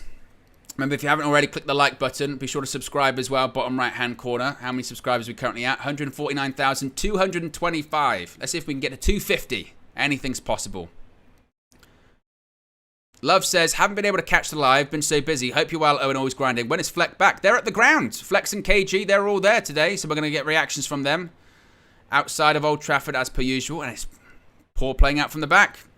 This time it was Martinez out for a throw-in. And again, just the sloppy errors. I think what I like about Garnacho, and again, it's been the Bruno-Garnacho connection in this first half, is that Bruno's always looking for him. Garnacho always wants the ball, and he's always just getting in the box every time and causing them problems. So, I mean, you'd think, apparently it's going to be 80-10, so this team's going to play the majority of the game, it looks like. You would think Ten Hag would say at half-time, which is just under 10 minutes away, he would say, keep getting the ball out to Garnacho. I think he'd probably say to someone like Rashford, want the ball more, stretch the players a bit. And here's United just deal with that one. And he'd just say, Martinez this time, poor pass out from the back. And here's Lawrence trying to play 1-2s. United win the ball back this time. That's a pass by Luke Shaw. Goes out for a throw. I mean, the idea was right ahead of Garnacho, but again, a bit of quality. And that's again what it is. Quality on the ball. Take care of the ball in possession. Concentrate, you know. That's the frustrating thing. And again, that's what it was through pre-season, really. Throw in, though, to Lens. They're showing shots of the crowd at the moment. Ball over the top by Casemiro. Nearly finds Marcus Rashford, just a bit too heavy. And their goalkeeper for Lens, I think, has done quite well so far. Plays high up too. You know? Very high up. And speaking of which, they're going to play out from the back. It's the ball up the pitch. Short. We've seen that a few times, haven't we, so far, when they've tried that ball over the top. You've already seen now the Lens keeper is going to be high up. So, again, if you put too much on it, remember it's been raining a lot, so the thing is really slick. Again, just overhitting of passes. Here's Anthony. Dallow's on the overlap if he needs him. Where's he going to go? Goes back to Varane. Dallow again. Cuts it back to Casemiro. Tries to chip it in. Bruno flicks it on. Oh, Garnacho was looking for it. Again, everything sort of goes through Bruno, nearly towards Garnacho. Rashford was actually towards the back of the box there. But nearly 40 minutes gone. Still 1-0 to Lens. That goal. A goal from... Was it even inside the United half or was it inside their half? Wasn't sure. It's a sloppy pass by Dallow. Leads to Onana getting chipped. And United... I mean, they should be on the score sheet as well. Mason Mount missed an absolute sitter. Gilt edge, like 5 yards out, whatever it was, 6 yards out. United have looked dangerous at points, but no cutting edge so far. That's the difference. And now you've given Lens something to hold on to. Varane. Varane once again travels with the ball. Lens certainly in a strong defensive shape. Is Dallow. Anthony makes the run. Now you've got a bit of space to go into. What can you do? Take him on. Anthony cuts it back. Oh, he was looking for Casemiro. Kind of falls to Dallow. Luke Shaw. Shot. Deflected. Keeper. Comfortable save for the goalkeeper. No problem. But that's a bit better. That was a bit better from Anthony. Where you're saying, look, if you're one-on-one with him, try and find the pass forwards. Take him on. I mean, luckily, kind of by Casemiro. Kind of got a bit deflected in the end, Luke Shaw's shot. And it was comfortable for the keeper. But, there you go. How many likes are we currently on? We're currently at 245 likes. If you haven't already, click the like button. Bruno gives it away this time. And here come Lens again. Counter-attack. And this is still threatening positions that they found themselves in. Out down United's right. They're going to put the ball in the box. That one will just go all the way behind for a goal kick. As Erik ten Hag watches on...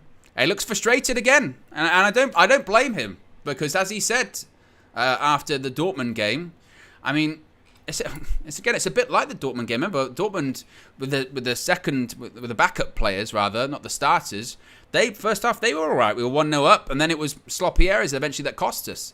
He was really upset with the second half because the first team starters came on and they just weren't good. And as he said he said last 30 minutes weren't good enough at all. And I think he would have been expecting to see a reaction today. And in some elements he has, but in some things, again, it's exactly the same. You know? Here's Varane. And there's not a lot of spaces for United to work in, so they've got to move the ball quickly. That's better by Anthony. Rashford makes a run in behind. Rashford puts the ball across goal. I'm not sure who he's particularly looking for. He might have just been trying to hit it into an area, and it got easily moved away. And now it's going to be tight. Lens have now got the game plan, which is literally, we're 1-0 up. We'll sit back, try and break us down, try and get through us. And the way you get through them is either, build up your tempo, move the ball quicker, or if you're not going to move the ball quicker, it's got to be pinpoint accuracy. That's got to be that's not a foul. Referee says no, or eventually he did. It took a while. My goodness me, referee took his time.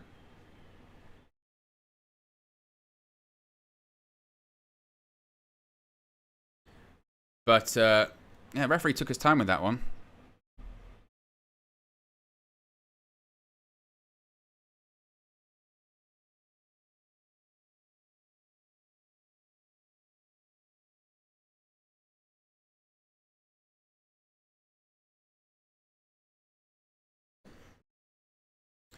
Here's Martinez.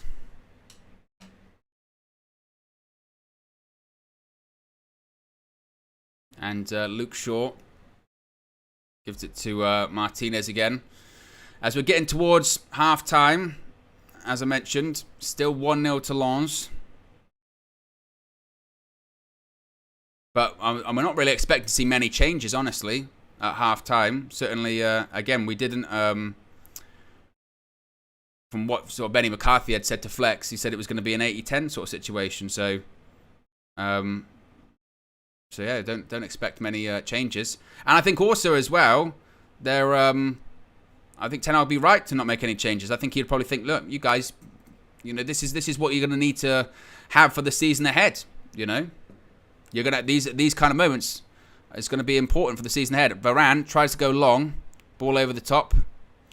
And I think that's going to be interesting too. United win the ball back fairly. Here's Anthony. Give it to Bruno. Bruno was the one. Now gives it to Bruno Fernandes. A bit wide of the goal. Chips it back in.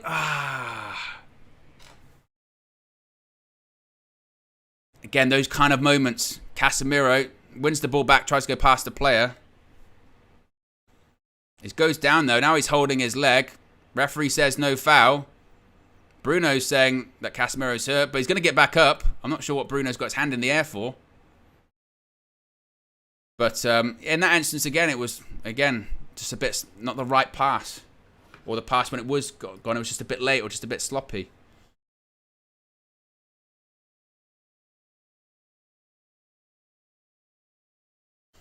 And that is half-time. Half-time at Old Trafford. It's Manchester United. It's Manchester United 0, Lens 1. A goal from the centre circle as Diogo Dalot's short pass leads to Andre Onana being chipped. And United have some food for thought at half-time. Let me know your thoughts about it in the comment section, in the live chat. Be sure to smash a like on the like button. Be sure to subscribe, bottom right-hand corner. And obviously, again, it's pre-season, so you don't want to get too over-dramatic. As you get closer, as the proximity towards the season gets closer, you get a bit more concerned. My worry is, and this is the same thing that I said after the Dortmund game, and I mentioned it in the Real Madrid game as well. And when I brought it up during pre-season, I was described as being moany, negative, hysterical. It's only pre-season, Owen. It's only pre-season. And you're right in the sense of it is only pre-season. This doesn't count towards what's going to happen in the Premier League this season or anything like that. But it's a recurring pattern at this point. It's a recurring pattern which is sloppy errors, sloppy passes and mistakes. I think if you're going to blame Andre Onana for that goal, I think that is such a wild thing to say, because you cannot complain about a goalkeeper being high up off his line when that's one of the very reasons he was brought in. It's because he's high up off his line, he's a sweeper keeper, and his distribution is strong. What you really have to look at in that situation is, how come Diogo Dalot can see Raphael Varane is there and he is 10 yards to the side of him and misplace that pass and play it behind him? How on earth does that even happen? And it was the same thing that happened against Borussia Dortmund with other players that weren't Dalot. Wan-Bissaka did it. Lindelof did it. Maguire did it. And I think that'll be a thing that Ten Hag will be looking at when it comes to his defenders, because I've named defenders there, which is, guys, you're professional footballers. You're professional footballers. The minimum is that you can pass a ball 5 yards. The minimum is that you can pass a ball forward 10 yards or sideways 10 yards. Keep control of the ball. Keep concentration. Keep the quality high. Because, and that's at the halfway line. That's almost a bit of a freak incident. But certainly in other instances, throughout pre-season too, it's when we've lost the ball high up the pitch, not because we've been intensely pressed or anything like that, just again, a sloppy pass, underhit it, overhit it, whatever it may be, and then they're on the counter-attack. And United need to keep the ball better. That's the problem. They need to keep the ball better and minimise those mistakes. Now, obviously, mistakes are going to happen. You cannot be perfect, but they happen too often. They're too much of a regular occurrence. So that is the thing that I think is the overarching message throughout the pre-season is that, again, take better care of the ball. Sloppy errors. And I don't think even at this point you can say, well, pre-season, they're not totally sharp. These players have played games now. They've had a pre-season tour of the US. They should be much sharper when it comes to that. So that's certainly the negative that, again, I think has been overarching through pre-season thus far. The positives, I think you can say, is Bruno Fernandes, I think, has played excellently. He's dictated everything we've done. Everything's gone through him. He's been spraying the ball around first time, speeding the game up. He's been finding Alejandro Garnacho on the left-hand side, who's looked very sharp as well, getting the ball into the box, creating chances. Casemiro's done well in terms of winning the ball back too. So you got those players there that I think are playing well. Other players that maybe aren't playing as so well, I think you look towards Marcus Rashford in that central role, and once again say, thank goodness we've got Rasmus Hojlund, because we couldn't have a whole season of Marcus Rashford playing up front, because he don't get involved in the game when it's there. He can do a job, but he will have days like today where not many touches of the ball, not that really influential, and he doesn't have that ability that a number 9 needs to, which is being a focal point, being able to play with your back to goal. And sometimes you would also just saying work off the ball too if you're going to be pressing from the front. It's just not suited. And that's what I said before. I remember Marcel in the week said, "Oh, it's good that Rashford can support him." And I said, no, that's why I'm saying, in addition to Hojlund, find another striker, because Martial not participated in pre-season thus far. He's been in training, but he's still not ready for matches or anything like that. Thus far, you would say, again, you need support, because I don't see Rashford being able to do that role. I don't think he has the capabilities, or shall we say intelligence, football-wise, to do that. And that's not to service against him. He's just not suited to that position. So I think, again, that's an overarching thing. We should be on the score sheet. Mason Mount missed an absolute sitter. The build-up play to that goal was tremendous. And you saw, as I said, it would have been a perfect moment, because it would have started from one Old Trafford debutant in Andre Onana. And again, partially what he's been brought in for, which was playing out from the back, playing in tight areas. It was a ball, I think he gave it to Dalot, which went to Casemiro. He was surrounded by a bunch of players. Gives it to Bruno Fernandes. First time, shoots it off to the left-hand side. Alejandro Garnacho runs at the full-back, which is what you want to see. Cuts it back. Mason Mount, dead centre of the box, 6 yards out, 10 yards out, whatever it was, scuffs it. Completely fluffs his line, hits his standing leg. It's a shocking miss. But that would have been the perfect start and the perfect goal. And again, it's one of those overarching things that we've seen in pre-season, which is clinical. United aren't clinical. They've got good build-up play. They make chances, like last season, make chances, but you need someone to put them in the back of the net. And this is also what I've said, irrespective of Rasmus Hojlund, because I think sometimes people will look at a first half like that and say, man, that's why we need a striker. And that's partially true.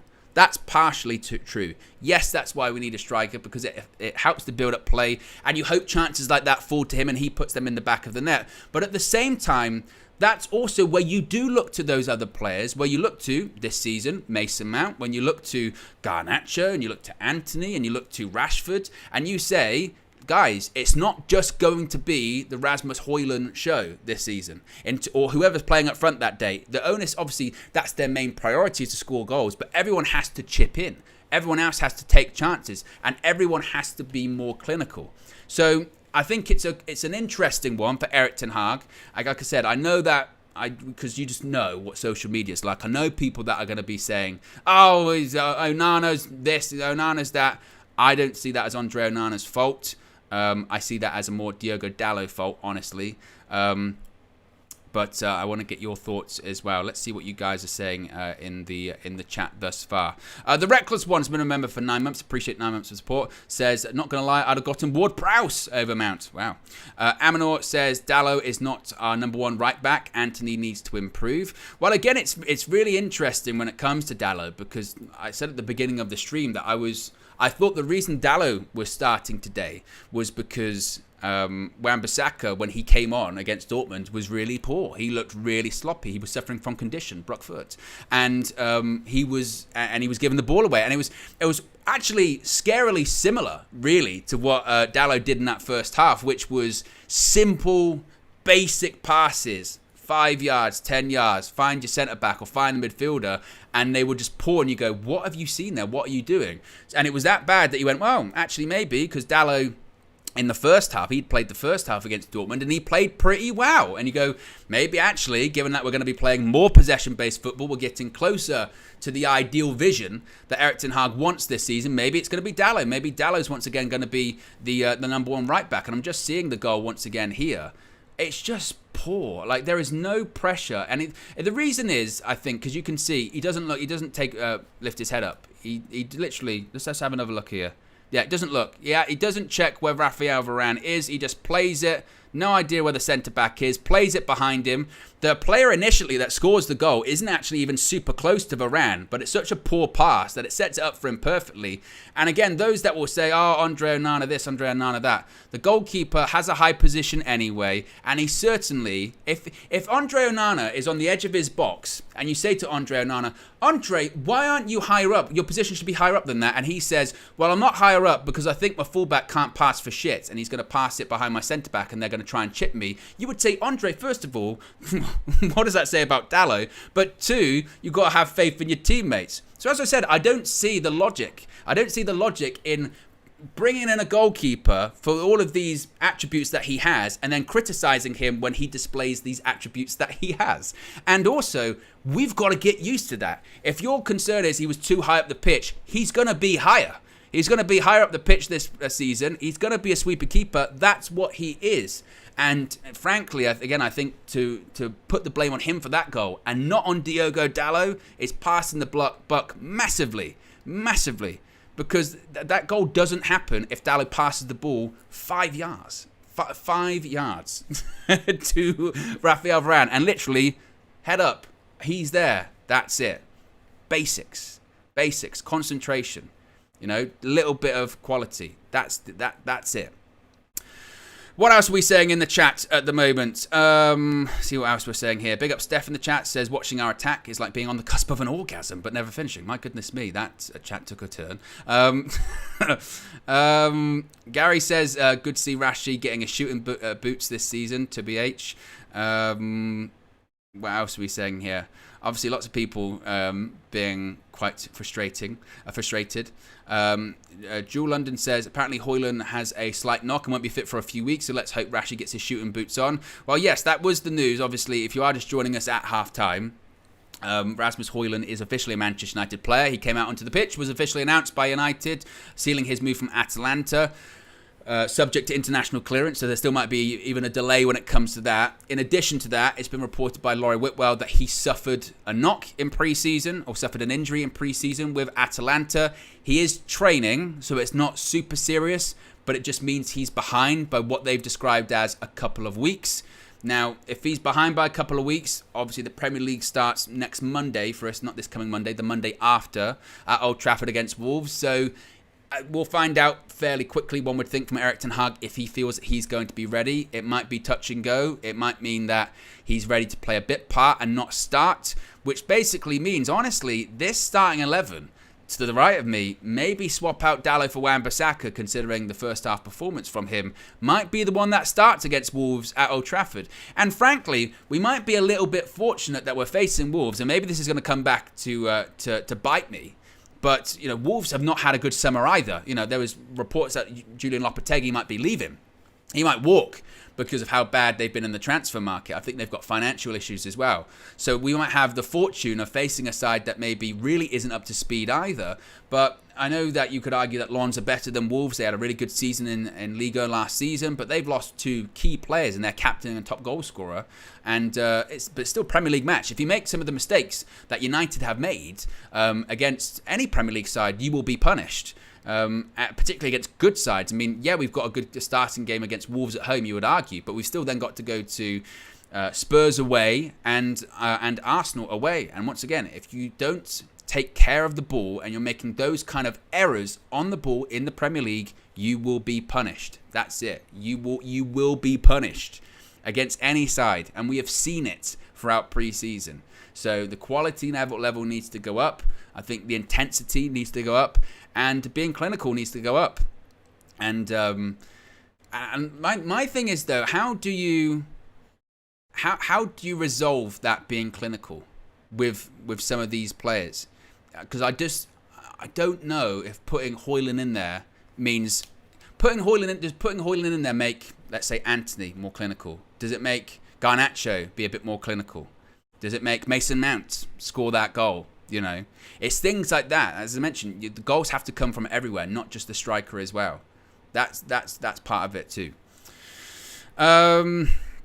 What else have people saying here? The general says the number 9 role really doesn't suit Rashford. I'd rather see Sancho in the false 9 if Hojlund is not playing. Well, that was the one I was surprised about. I really did think that Sancho would play because, again, against Dortmund and throughout pre-season, I thought Sancho looked sharp. I think he probably played more minutes than anyone else because he played part in those first 2 games prior to the US tour. And again, he looked ready. Granted, did he score goals? Yeah, he scored one against Arsenal. And I was surprised with that today. I know that going through the season, they're like, oh, Rashford's going to support Hojlund up front when needed. But I've been saying the last few mornings, I think Sancho's an option in the false 9. I really do.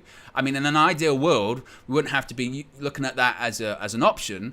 But I'd get another striker in if we could, a cheaper one, maybe an older one, again, just to support Hojlund in his development. But I think Sancho, we've seen Sancho move about more in that false 9 position. We've seen him drop deep and try and link up. We've seen him occupy defenders. We've seen him support the wide players too. I just think the more you watch Rashford up front when he plays as a striker, the more it becomes obvious that role just isn't suited for him. Yeah, he can do a half in it. Like a bit, for instance, when we played Man City and we won at Old Trafford and he played the second half and he did fine because he scored and he did all right. He can do that when push comes to shove, but not as like a long-term option throughout the season of it's okay, we've got Hojlund, we've got Rashford, he can go in there. No, I think you've got to be looking to him on the left-hand side.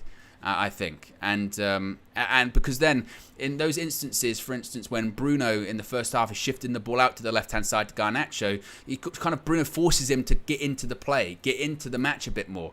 Whereas when you're a striker, sometimes you can be occupied by the 2 centre backs, and sometimes because it's so congested, you don't get a lot of the ball. And you saw that in the first half. He kind of just sort of stands there a bit. Whereas Sancho, we saw it in pre-season. If he's not getting a lot of the ball, he'll drop deep. He wants it, or he'll go out to the wings. I just think that's more. It's much more suited to how we're trying to play because it's more fluid as well. Andil with a super chat says, Onana commentary is just troll surely. Been one of the best players. Dalot never recovered from losing his spot post-World Cup. Glory, glory, Man United. I think that's part of it. To be honest though, Andil, this is what's kind of crazy with social media. Having been in this field for a little while now, is you think that sometimes you go, they can't believe that. The scary thing is some people do. And look, everyone's allowed their opinion. You can think that, David Hay should have never left, or you can be indifferent on it, whatever. That's up to you. But I do have this worry, and it is true, and I think it makes us as a fan base look so bad that we're always looking for the next person that's a scapegoat. We are, and if we go down this route of, and I mean like irrationally, you can blame Diogo Dalot for that goal because it's a poor pass, but we saw it against Real Madrid. Guy scores an overhead kick. It's a wonderful goal, and people legitimately are going, well, Onana, I'm not sure what about De Gea in that situation. You go, for real? Seriously? Come on. Again, in that instance, don't, Onana this, Onana that, because it's just, I think, again, it's nuts. It really is. What else are people saying in the chat too? Leo says, Owen, please find Jan's chat. I can't see it. If Jan's still in the chat, they can let me know. But I didn't see that. I didn't see that what it is. What else have people been saying here? Kickster says I still like Dalot starting though, and then it's the KG, the green G. It's a super chat earlier. Let me double check here. There's been so many that it kind of falls through. Oh, there you go. Thank you, Lil Yo-Yo. It says, Amrabat in and Mount bench. Very poor Rashi and Mount. Well, look, that's what's going to be interesting when Amrabat does come in eventually, is what will happen to, a Mason Mount. But anyway, second half is just about to get underway. And again, second half, you just want to see...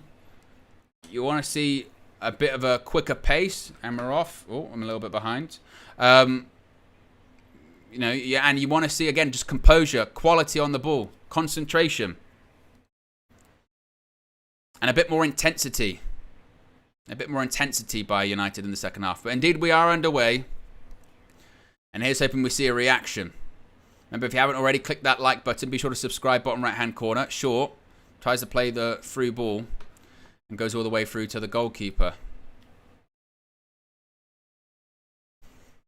By the way, guys, if you are interested, I'm also on my channel going to be doing a live watch-along for SummerSlam this evening, the biggest event of the summer. So be sure to join me there at Owen Wrestle News 365. Yes. And a post-show, and then I got a match to do tomorrow. It's all go. And here comes Lens, down United's left. Bit of space, plays the ball in behind, and goes out for a goal kick. Chris Day says, what time? I'll be live at about 1:45 in the morning. That'll be the time. And no changes at halftime, which was expected. No changes for Lens either, but no changes for United. Martinez, Luke Shaw. Back to Andre Onana once again. Again, it had been widely said, or certainly Benny McCarthy had said to Flex, that it was going to be an 80-minute plus 10-minute kind of situation. So we'll probably see changes in the last sort of 10 minutes or so. And then, as I mentioned, tomorrow, this group won't play 80 minutes. They'll play the final 10. That game, of course, is in Dublin. It's in Dublin for against Athletic Bilbao. And that's the final game of pre-season. I mean, the Premier League season's right round the corner. Was it tomorrow's the Community Shield? Arsenal versus Manchester City. So this is around the time you're expecting to be maybe not at your peak sharpness, but near enough there. And United is a bit of a familiar story. Here's Andre Onana. Puts the ball over the top. And couldn't find anyone. United win the ball back though. Here comes Bruno Fernandes. Travels with the ball. Oh, and this time that's poor as well. Tries to find Alejandro Garnacho. And again, it's typical of United. Just, you have a good moment, good opportunity, poor pass. And here's Lens on the counter-attack. And Casemiro just nearly had a bit of a nip at him. He was on his way down, but wasn't enough. Here's United on the counter-attack again. Mason Mount on the ball. No, it's not Mason Mount, it's Anthony, excuse me. Anthony, good through ball. Marcus Rashford, first time deflected in. It's in, it's 1-1. Much better, that's better. First time we stretched him, and it's a goal. Marcus Rashford scores. Brilliant ball by Anthony as well. Again, that's what you want to see. That's what you want to see from him. Perfectly weighted pass. He got the ball. He saw a bit of space. Found the striker. Yes, he gets a bit of luck when it comes to deflection, Marcus Rashford. But it's good play by Manchester United. In transition, Ten Hag said that himself prior to pre-season. He wanted us to be the best team in transition. And that's better. Again, look at this pass by Anthony. He's onside clearly. It's perfectly weighted. Excellent assist. And the finish, again, that's what you got to do in that position, like a Marcus Rashford, is take it first time. Yeah, you get a bit of luck, but it's the pass that makes it. Anthony, excellent. Much, much better. If he can do that this season. Please. And now what? Now we should react. Now we wake up. And this is what I'm saying about spreading the goals around a little bit. Rashford, of course, had his best season ever, goal-scoring wise. And also you want to get people get more assists. Anthony get more assists. And that's how that happens. And here come Lens. Again, Casemiro went for a sliding tackle. It's not a foul, referee. It's soft. Well done. Luke Shaw wins the ball back. Mason Mount, turn. I can't see because the camera management's gone to someone else. Here's Dallo. And again, that's what I think is quite curious with people with Anthony. Is because... so for me, I've been critical of Anthony in the past, and I've said I think this season's a big season from him. But I think it's only because we see him do stuff like that, and we say, actually, you know what? That's what he's capable of. That's what he's capable of, certainly. Marty J says, Owen for the last 20 minutes saying Rashi isn't a 9, then Rashi scores a 9-type goal. Well, good, but it doesn't change my opinion of it, you know. I'd much rather have Marcus Rashford off the left-hand side and have Rasmus Hojlund through the middle in that instance.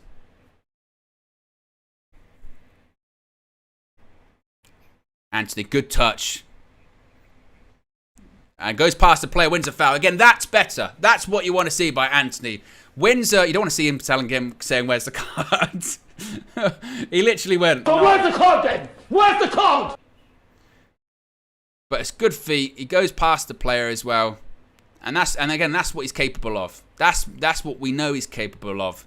Is a brilliant pass. Also going past defenders like they're not there with skill. Much better.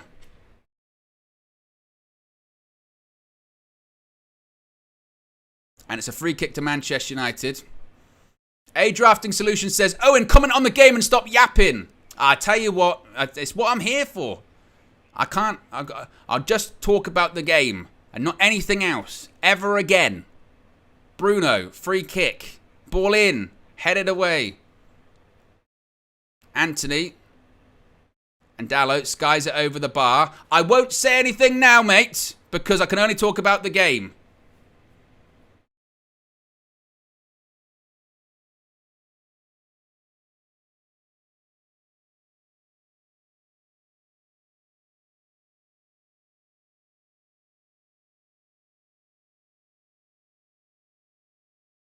And a kick off again. Okay, we're playing out from the back. Lon's playing out from the back. That's what I mean. You've got to fill time, mates. Otherwise, it's very difficult. Sometimes the ball's not in play. It's the issue. United, good pressure this time. Bruno plays through Anthony, actually. Anthony is in a good area once again. He went for the flick. Got a bit carried away with himself that time. He was feeling good. He was feeling good. And Lon's now on the counter-attack. Imagine tuning into someone who's doing a stream, talking, and telling them not to talk. That is a madness. That's like going to a football game and telling them not to play football. Don't play football. Focus on the game. Honestly, people, man. Here's Lons again, playing out from the back. Shifts it out to United's left-hand side. Garnacho's got a tracking back. Ball in. And it's cleared away. Bruno gives it to Rashford. Good touch. Good touch by Marcus Rashford. Here's Garnacho. Now United are in a good position here. Garnacho keeps travelling. He's waiting for an option. Gives it. Brilliant ball. Heavy touch by... It's a goal. Brilliant goal. Excellent goal by Manchester United. 2-1. Anthony. He's on fire in the second half by Anthony. Excellent, excellent goal. It's a brilliant touch by Rashford to Garnacho. And he waits. He waits. Waits for the right pass. Waits for the right pass. Finds Anthony. I wasn't sure. I thought the touch was heavy, but he still makes it work. It's a good finish. And again, that's what you want to see. That's what you want to see more of Anthony. In those areas, be clinical. Even if the touch isn't great, be clinical. And it's a good finish. 2-1 Manchester United. It's a great goal. It's a brilliant touch by Rashford. Again, get up more involved on the ball. And Garnacho still has a lot to do here because he can go towards Rashford. He could go towards Anthony. Again, it's not the best touch by Anthony. Gets it out of his feet. But again, it's a really good finish. Uses the goalkeeper coming towards him and just nicks it past him. Opens up, left foot. Good finish. Good goal. Much better by Manchester United. And again, that's the difference, isn't it? Move the ball a bit quicker. Like I said, up the tempo. And Anthony, again, this is, I think, why people are harsh on him and critical of him sometimes, is because that's what he is capable of. That's absolutely what he's capable of. We've seen it. Brilliant assist and a goal in the space of less than 10 minutes. Excellent. And I think also when it comes to Rashford, this is what Rashford. That's if you can get on the ball more, get chances. Brilliant. Excellent. Much, much better. And that's the difference. And if Anthony can play like that all season, that's top quality. Because now in the second half, the first 10 minutes, they haven't been able to handle him at all. And whatever Erik ten Hag said to the guys at half-time clearly worked. But still doesn't change from the first half. Got to be better on the ball. But we have been. That's going to be a foul on Mason Mount. Referee blows the whistle. Much better. Much, much better. You saw that Ten Hag looked angry at half-time. You went full Bruce Banner. You wouldn't like me when I'm angry. Get the KG, green KGs in the chat. Javid says, speak French, we're not in play. True. Marty J says, Rashford with a 9 type of run to make space. Well, that was, I tell you what, with Rashford, and I was critical of him playing in that role. I still don't think he should play in that role consistently all season. But the goal he scored was a number 9 run. That was certainly, you can see him now. He's dropping deeper. I don't know if maybe Ten Hag said that to him at half-time, saying, because he wasn't involved in the game in the first half. And I don't know if Ten Hag said, look, get involved, drop deep. Or he said to people, give the ball to Rashford. Play off him, play off the striker. And maybe that's the difference there. Because already, I mean, Rashford scored, and it was a great touch to Garnacho anyway. He's probably touched the ball more in about 10 minutes than he did in the entirety of the first half, really. Lons now have the ball on the right-hand side, but the game just turned around in 10 minutes. And again, it's a sign of what United are capable of. And I think that's, again, where the frustration comes from, where you see first half like we did, which is we're better than this. We know these players are better than this. Varane's got to see that one out. Goal kick to Manchester United. As Jadon Sancho now warming up. But a brilliant 10 minutes by Anthony Dos Santos. Excellent pass for the Rashford goal. Good composure for his as well. And a good recovery too. You know, sometimes if you have that heavy touch, sometimes you can think, oh, I've messed it up. But he recovers well, still opens up his feet and puts it in the back of the net. And now, again, to those people that will say, oh, don't be so critical on Anthony, you can say it's because we know what he's capable of. That wasn't the best pass by Onana. I'm not sure who that was towards. And Sanchez on the pitch. Warming up on the pitch.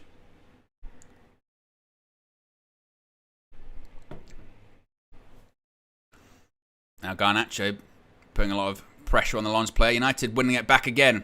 It was Bruno, a combination of Bruno and Garnacho. Garnacho still going, keeps going. He looks for the foul and he wins it. It's brilliant play by Alejandro Garnacho. Does absolutely excellent. His energy, his intensity. Again, combination. Bruno comes to support him with the press. He wins it. There's two players coming towards him. He manages to nick it past him and win a foul. Excellent play. And I tell you what, he's only a kid. So ref. So where's the card then? Where's the card? No card. What is going on here? But he's direct, isn't he? He's an old-fashioned winger. And he's smart. He gets a proper knock on the jaw, actually. But he's smart there because he realises there's two players surrounding him. He's not going anywhere at that point. So you win the foul. Knock the ball ahead. Wait for some contact. Win a free kick. Smart play too. Free kick to United. Bruno Fernandes is standing over it. Again, let's make this one count as well. It's going to be Luke Shaw, actually, that takes. Luke Shaw in swinger. Ball in. Header. Deflection. It's in. And United really have turned it around. It's 3-1. I don't know who got the final touch. It came off maybe two people. Is it Varane? Is it Rashford? I don't even know. It's come off someone else. But United have woken up. Be careful. If you wake up a sleeping giant, they'll wake up and rip your bloody arms off. That's what Manchester United have done here. 3 goals. 3-1. Who was it? Rashford. I think it comes off Casemiro. Rashford heads it, but it might hit Casemiro. Oh, it comes off Casemiro. It just hits him. Here it is. And he knows absolutely nothing about it. But Casemiro, there you go, bang. Just hits him in the head. Square in the head. Brilliant. He's a genius. He's a genius. And look at Casemiro. He's going, come on. Rashford said he wanted to improve on headers. He got an assisted header. But it's a good ball in by Luke Shaw. Header by Marcus Rashford. Off Casemiro. And a bit of luck. And 3-1. Look at that. What a turnaround. Who says we can't score goals, eh? Oh. And that's and that'll be the only negative, really, from this game now, really, won't it? It will be just, where was that? Where was all of this in the first half? Why did you complete performance? And we did see that last season, didn't we? We did see that from United, which was a couple of times, like, it was either in the first half or second half. Here come United again. Rashford now, he's woken up, certainly. Marcus Rashford down the left. A couple of step overs. He's going to give it back to Alejandro Garnacho. Really good work by Rashford there. Garnacho gives it back to Bruno. He's looking for a ball over the top towards the back. Oof. It was towards to Diogo Dalot. Rashford's woke up second half. Absolutely woken up. A short. Oh, who was that time? Was that Bruno? It was Martinez. But again, it's just be careful on the ball. Oh. Whew. United's not good for the blood pressure, I'm telling you. Lisandro Martinez on the ball. But 3-1. What a turnaround. 15 minutes into this second half. 60 gone.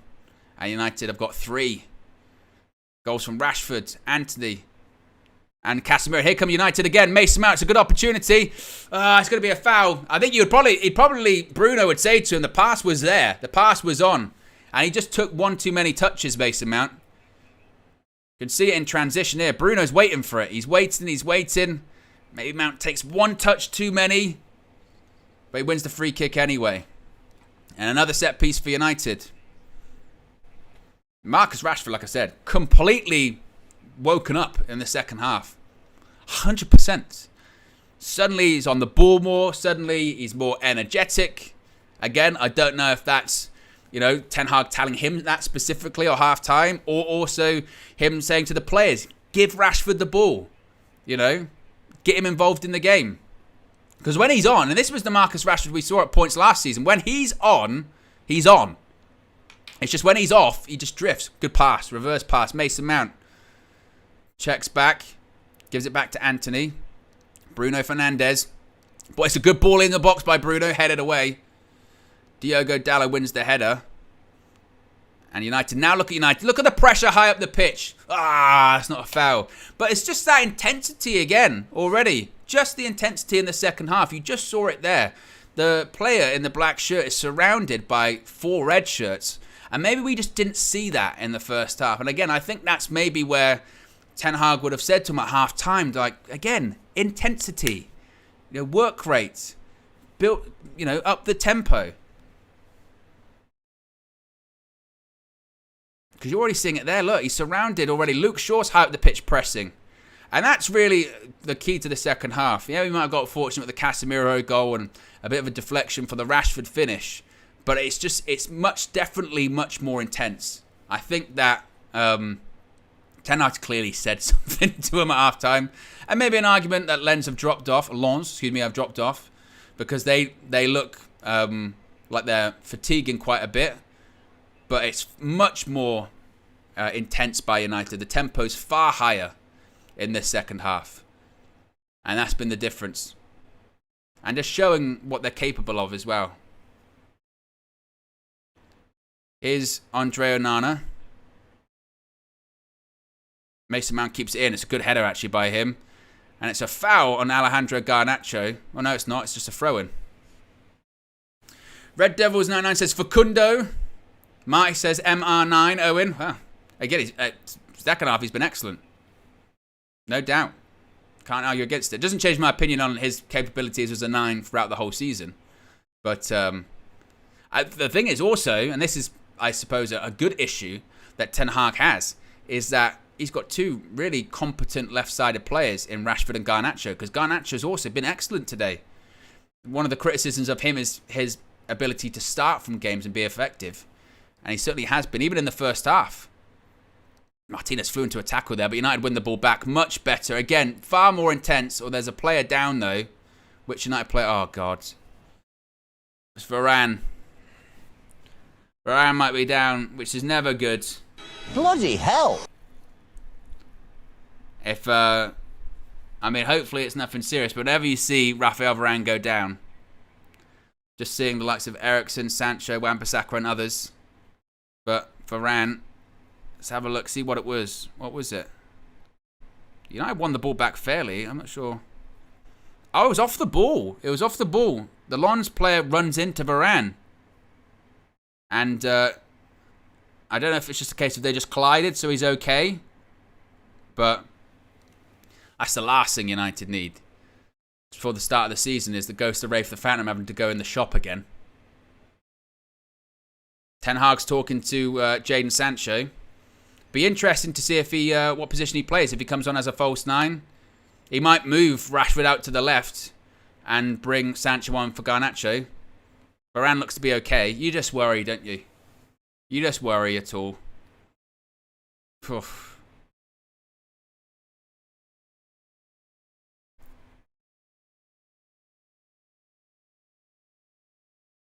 Sancho looks like he's going to come on now, actually.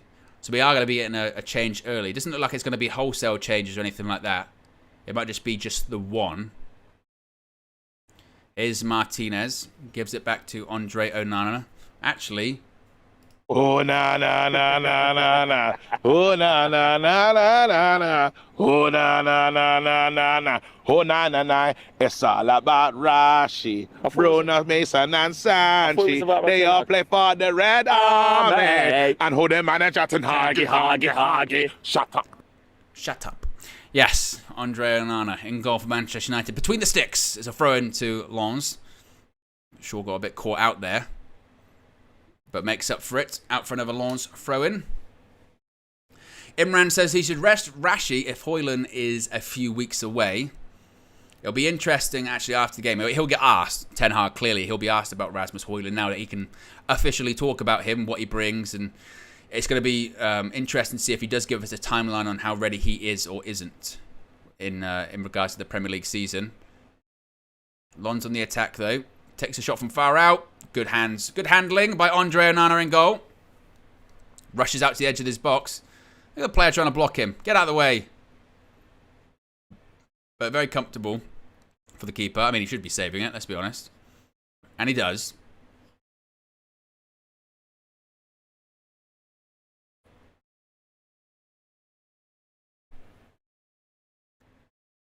They all play for the... that's my favourite bit as well, when they play for the Red Army.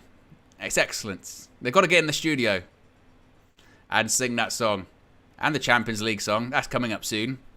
I haven't heard any demos of that yet, but I have had it confirmed to me by Josh that the idea of what that's going to look like is in his head,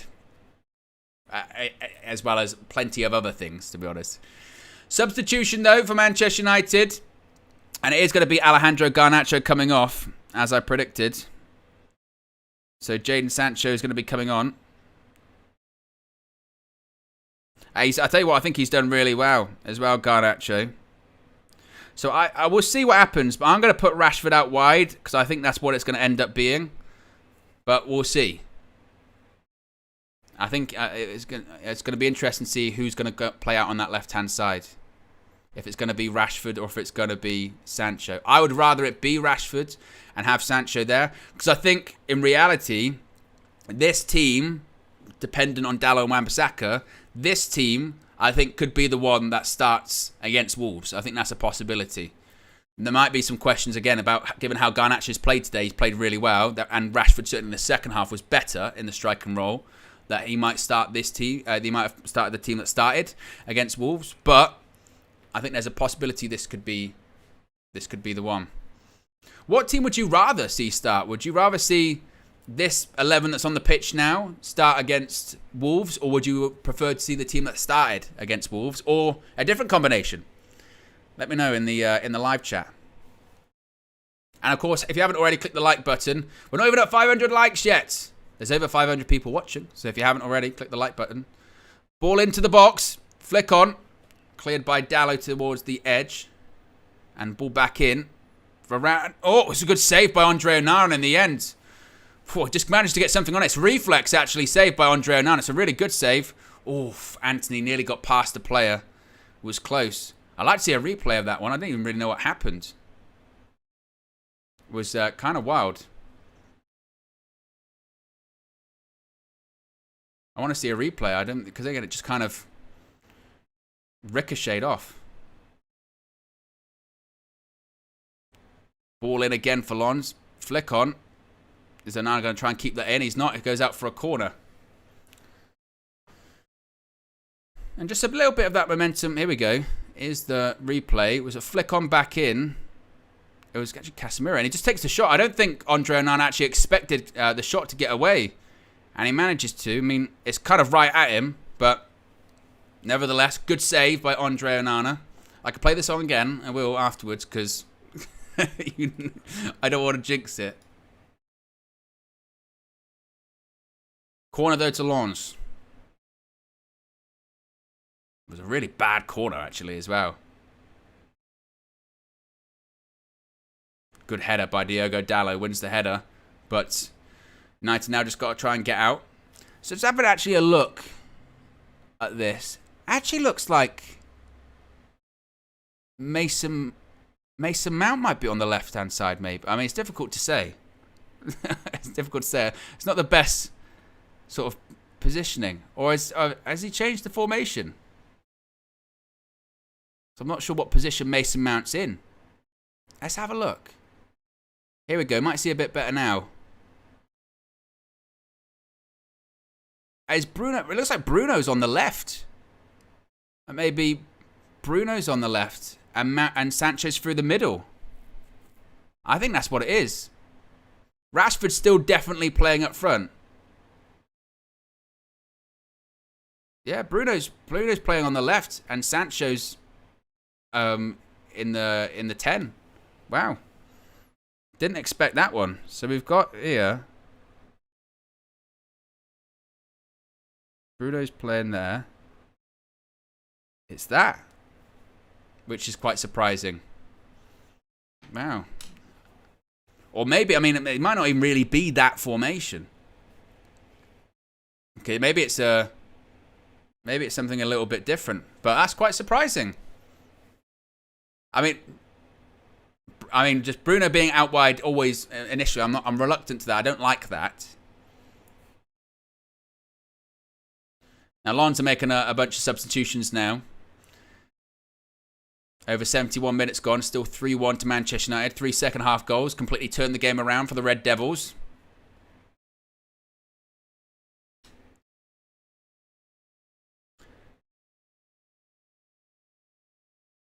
Yeah, lots of people saying Sancho in the 10. Which is surprising because we haven't really seen him that much in that role throughout all pre-season, really. So it's curious that he would change that now, Ten Hag, and say, all right, I'm going to go do that now.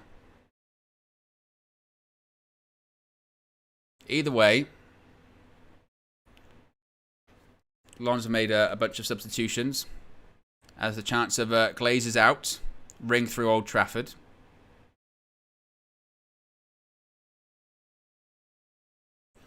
Andre Onana stands over the goal kick. He's going to pass it out wide, you would think, to someone. There's Luke Shaw and Rafael Varane to the side of him. Gives it to Luke Shaw. Gives it back to his goalkeeper. Now Onana looking for options ahead of him. Gives it to Bruno.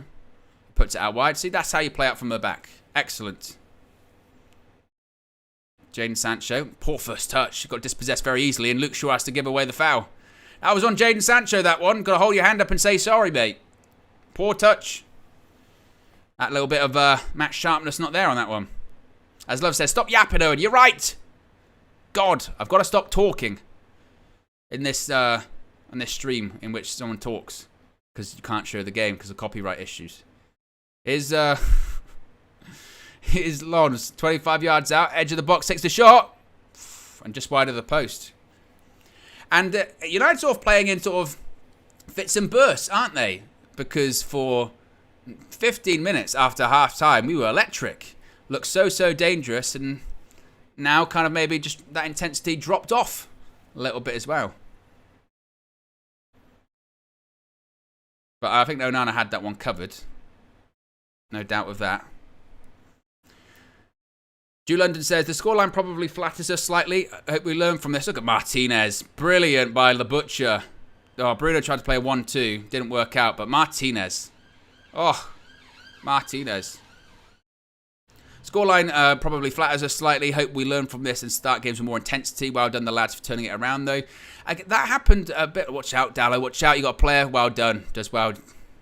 He had a player surround him. He had a shout late that there was a player there, Dallo, and he managed to react just in time. But again, we did have that ball in. Dallo, good header at the back post as well. And it goes out for a United goal kick. We had that last season.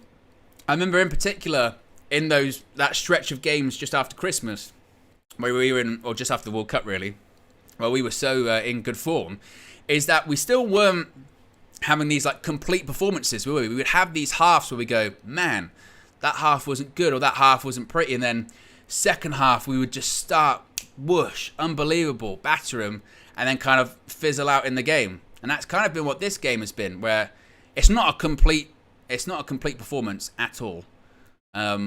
But there's certainly bright sparks, and there's also talking points as well. Mount gives it out to Anthony. Try to flick, gets away with it, gives it to Diogo Dallo. And again, that would be something that I think Ten Hag would probably be saying after the game is the next step is to dominate for 90 minutes, isn't it? It's to dominate for the entirety of the game, because United can still drift in and out of it. Martinez. Casemiro gives it out to Diogo Dallo.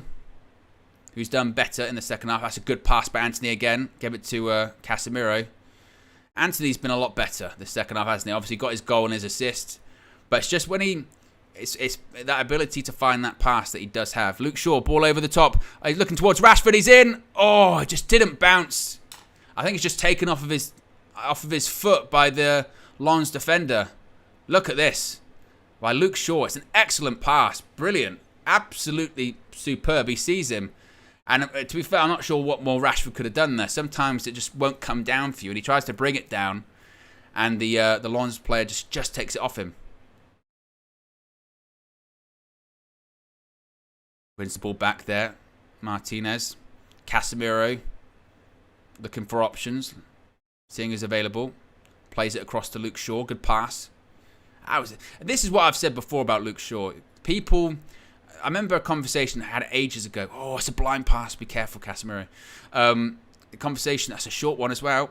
Fuck. That was from Mount that time. Here come United on the attack, though. Anthony in the box. Cuts it back to Bruno. Takes the shot. Oh, fizzes right at the goalkeeper. Goalkeeper punches it. I mean, it was just right at the goalkeeper, but when you put that much on it, you're hoping that the keeper can just parry it out into an area. Casemiro, man on. Someone give him a shout, man.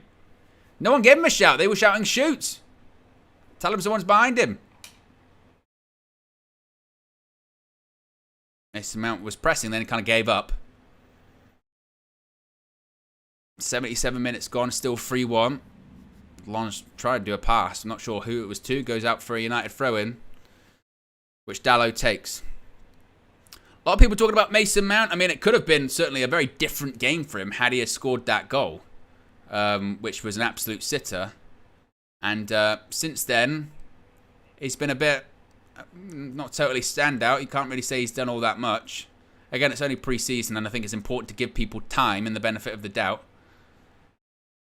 Ball over the top. Oh, Bruno was looking for... I'm not sure who that was looking for. But didn't work out in the end. And Rafael Varane's going to send it all the way back to Andre Onana. Finds Luke Shaw.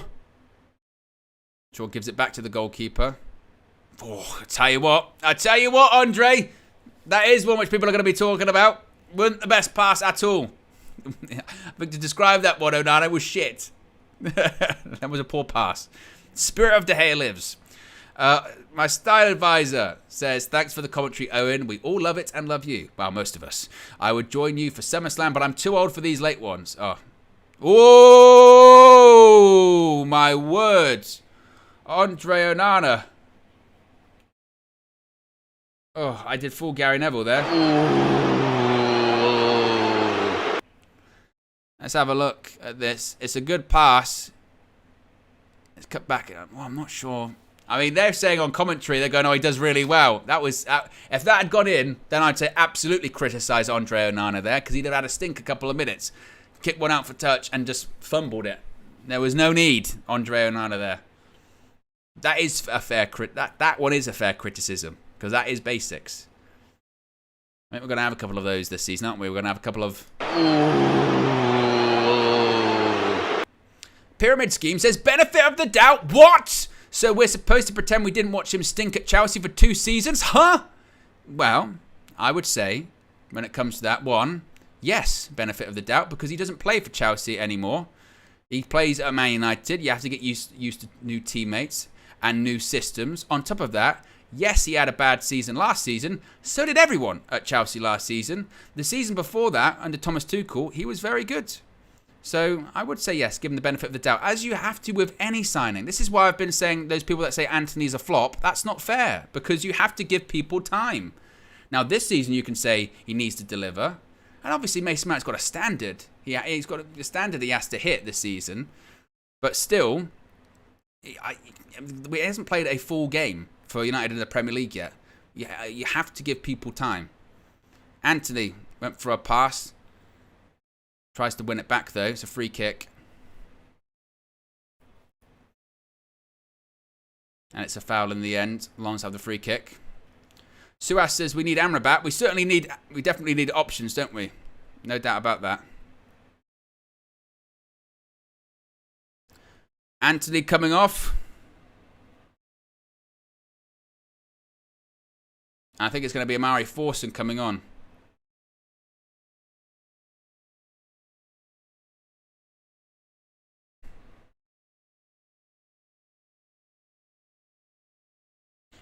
Of course, he was the one that came off against Dortmund early on.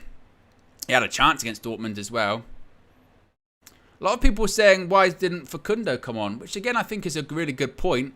Maybe that does imply that, again, he's going to go out on loan. I mean, Ten Hag, by all accounts, has recommended going to FC Twente. There are rumours that he was possibly going to go to Boca Juniors. Join up with Cavani in South America. Good flick on by Mason Mount. There you go.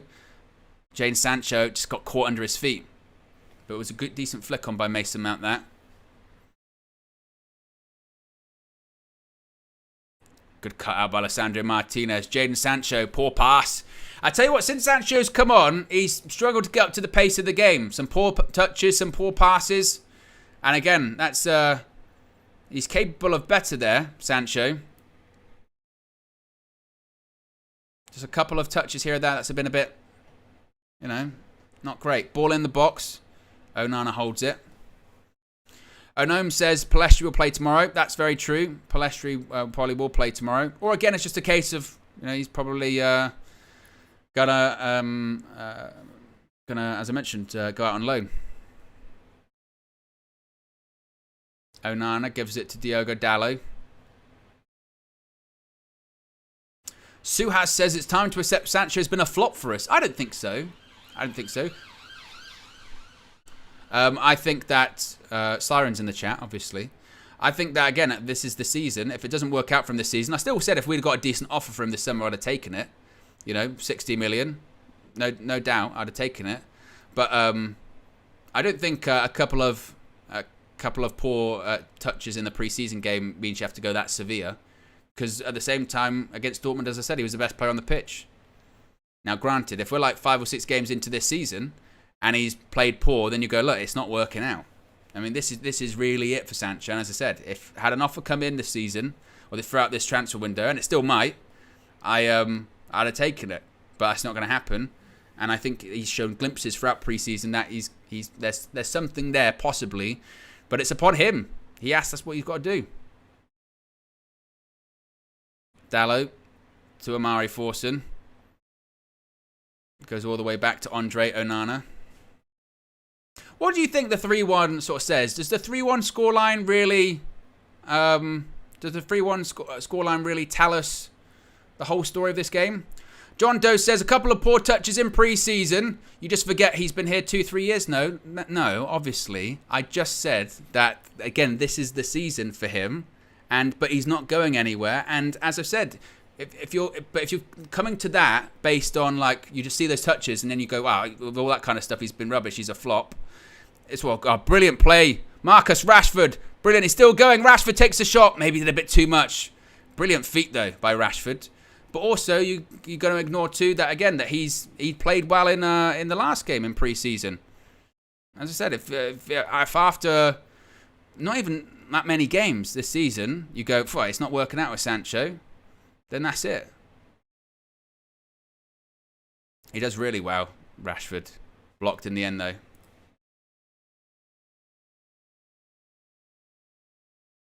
Cosmic Cleanse says, much better from us. Good to see us keeping possession and looking comfortable. Luio says, actually does tell the story. Sloppy half, still getting used to the new players. But a lot of things addressed by Ten Hag at half time, much better.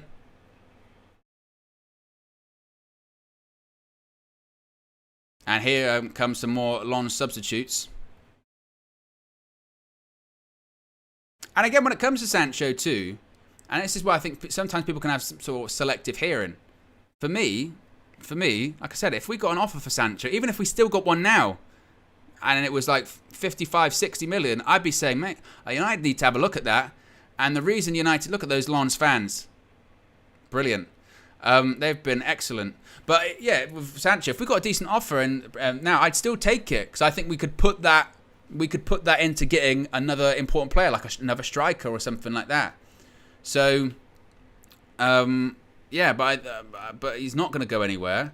And again, I think this season, this is it for him. It really is. Ensing says you don't score 3 by accident. Things to improve, but not bad. Certainly that sort of 50-minute period at the beginning of the second half, we were excellent. And I think that's what United are capable of. Being really, really intense, pressing high, being really strong in transition. And you could argue then, in that period of time, we were clinical. I mean, got that third one, we get a bit of luck. You know, it's a good ball in, it's a good header by Rashford, it comes off Casemiro. But those other goals, we were clinical. And that's the difference. Whereas first half, we were sloppy, and we weren't taking care of the ball. And we certainly weren't as intense as we were. And after those 3 goals, I suppose, understandably so, we kind of drop off a little bit and fall back into a normal pattern. But I think, like you said, I don't think you score 3 by accident. And there's room for positivity, but also room for a bit of improvement as well. SJ says, I think we have. I find we have a reactive strategy, even though that doesn't seem to be Eric's plans. Again, I think this game was very ball in from the corner. Was quite similar to quite a few games last season, which is half time comes and it's have a reaction. And the next step is again having that sort of total performance over 90 minutes. Lawrence once again. 3 minutes left. We're still not at 500 likes. If you haven't already, click that like button. Let's get to 500.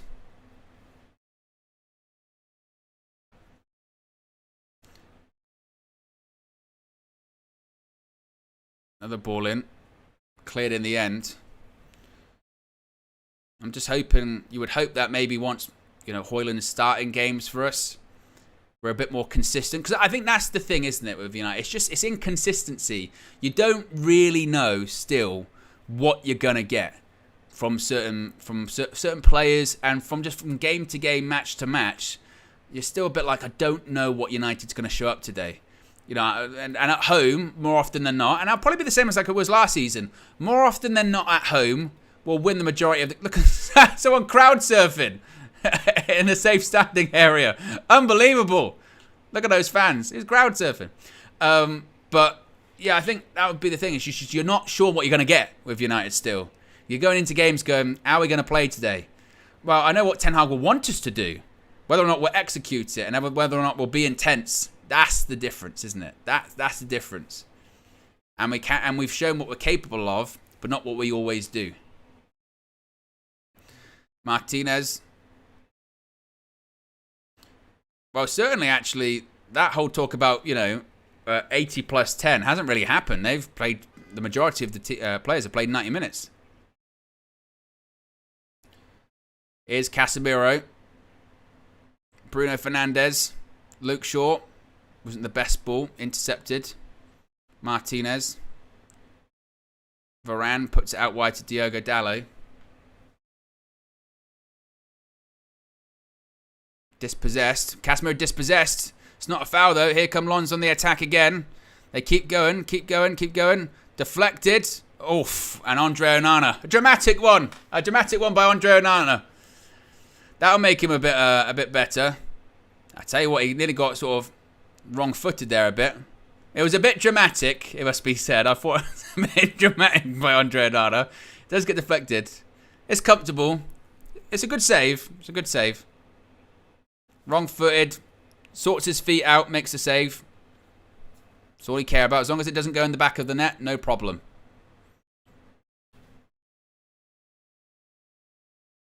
And Andre Onana wanting to keep the goals conceded down to 1 today.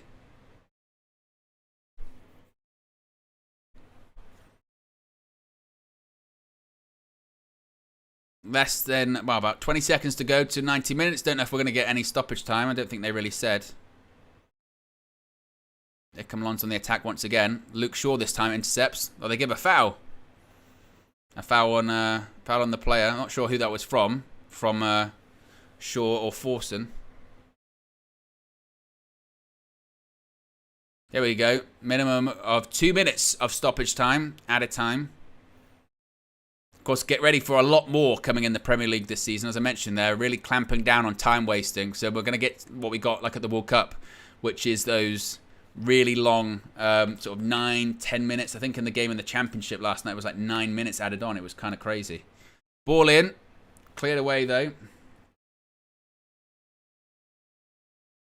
Here comes Jadon Sancho. Sancho on the counter. He's still got some shirts around him. He's got really no support. He keeps going. And it's going to go out for a throw-in. I think it's going to be a Lons throw-in as well. But carried the ball up the pitch. And just about a minute left of stoppage time here. Oh, it's a poor kick out from their goalkeeper. Mason Mount heads it to Bruno Fernandes. And Bruno, that's got to be a foul, referee. Yeah, referee does give it in the end. I was going to say, it absolutely was a foul. Less than 40 likes away from 500, by the way. If you haven't already, click that like button. Be sure to subscribe as well. Bottom right-hand corner. 11 away from 149,250. So you know what to do. Subscribe, like, all that fun stuff. Road to 150k. Lots of new subscribers over pre-season. It's very much appreciated. Remember, reaction is coming after the game from Flex, KG, and the United fans outside of Old Trafford. So keep an eye out for all of those fan views. We'll be live tomorrow as well. I think it's a 4 o'clock kickoff, so I'll be live at 3:30. Once again here in the Asylum for that final pre-season fixture against Bilbao from Dublin. Flex, KG, and the crew will also be there in Dublin as well to give you the reaction as well. Casemiro takes a shot. Oof. It was Casemiro just ran up and smashed it. And that is it. Full time at Old Trafford. Manchester United win the penultimate game of pre-season by 3-1 after a sloppy first half. Manchester United certainly react well in the opening stages of the second half. Goals from Marcus Rashford, Antony and Casemiro get the job done. Let me know your thoughts about that in the live chat. Let me know your thoughts. I mean, I tell you what, I know I've said this quite a lot as the game went on, but it's true. It was very reminiscent, I felt, of games last season, when we were actually in form last season, which is, for portions of the game, you're going, man, United are on the ropes a little bit here, or they're a little bit off, or they're not totally intense, or they're a bit sloppy on the ball, poor passes, short passes, and that's where their goal comes from. And you go into half-time a bit frustrated and a bit concerned because you're saying, man, these guys need a rocket up their arse or something. Come on, you need to wake up, basically. You're saying wake up. And then come out in the second half, and for 15 minutes... wow, absolutely untouchable for 15 minutes. Incredible. After a first half of barely touching the ball, Marcus Rashford played as a number 9. His link-up play was excellent. Antony, that's what he's capable of. I think, as I've said before, people can say you're overly critical on Antony, or people are scapegoating Antony. And I don't think it is. I think it's just a case of knowing the potential that he has, knowing what he can do, so when he doesn't do it that often, it's frustrating. But the pass he does for the Rashford goal is brilliant. I mean, I don't think a lot of wingers can even do that kind of pass. That was absolutely sensational. And then for the second goal, again, the link-up play for it was excellent too. With Rashford the flick, and as I mentioned, that was a proper Rashford using his position like a number 9 would, flicking the ball out to Alejandro Garnacho. Garnacho travels with it. Garnacho still has a lot to do because he has to make the right decision in that instance, and he does. Gets it across to Antony. Heavy touch from Antony, and you're thinking, oh, here we go again. But he still, despite the heavy touch, puts it in the back of the net, and that's what you're looking for. I mentioned that just because we've now got a striker in Rasmus Hojlund, it doesn't mean that it's fine. Our goal-scoring woes are resolved because Hojlund's up front. First of all, Hojlund's young and it's going to take a bit of time with him, but also it's about the other players around him too. It's about those wide players. It's about Antony. It's about Garnacho. It's about Bruno. It's about Sancho. All of those players, everyone just in general has to be more clinical. And that's what we were. For 15 minutes at the start of that second half, we were clinical. We were ruthless. We were energetic. The press was super high. We were intense. And obviously the third goal, a bit of luck, is a good ball in from the free kick by Luke Shaw. Good header by Marcus Rashford. He said to Gary Neville, didn't he? Oh, I want to improve on my headers. He does. Casemiro knows nothing about it. Just hits him square in the face and scores. So there's certainly positives in that aspect. You know, we have seen what they're capable of, and we know what they're capable of. And I think that's where sometimes the frustration stems from, isn't it? Of knowing what they can do, knowing what they're capable of, but you just want it. You want it in more totality. You want it more consistently, and we saw that at points last season, didn't we? With Ten Hag even saying it himself. The next step is to have that 90 minutes, or not even totally 90, 80 minutes, just domination, that level of consistency of performance throughout the whole game. I understand as games go on, it goes up and down like that, but United, it just feels very sometimes erratic. And sometimes you don't know what United you're going to get. And not even just in terms of from game to game, match to match, from 10 minutes to 10 minutes.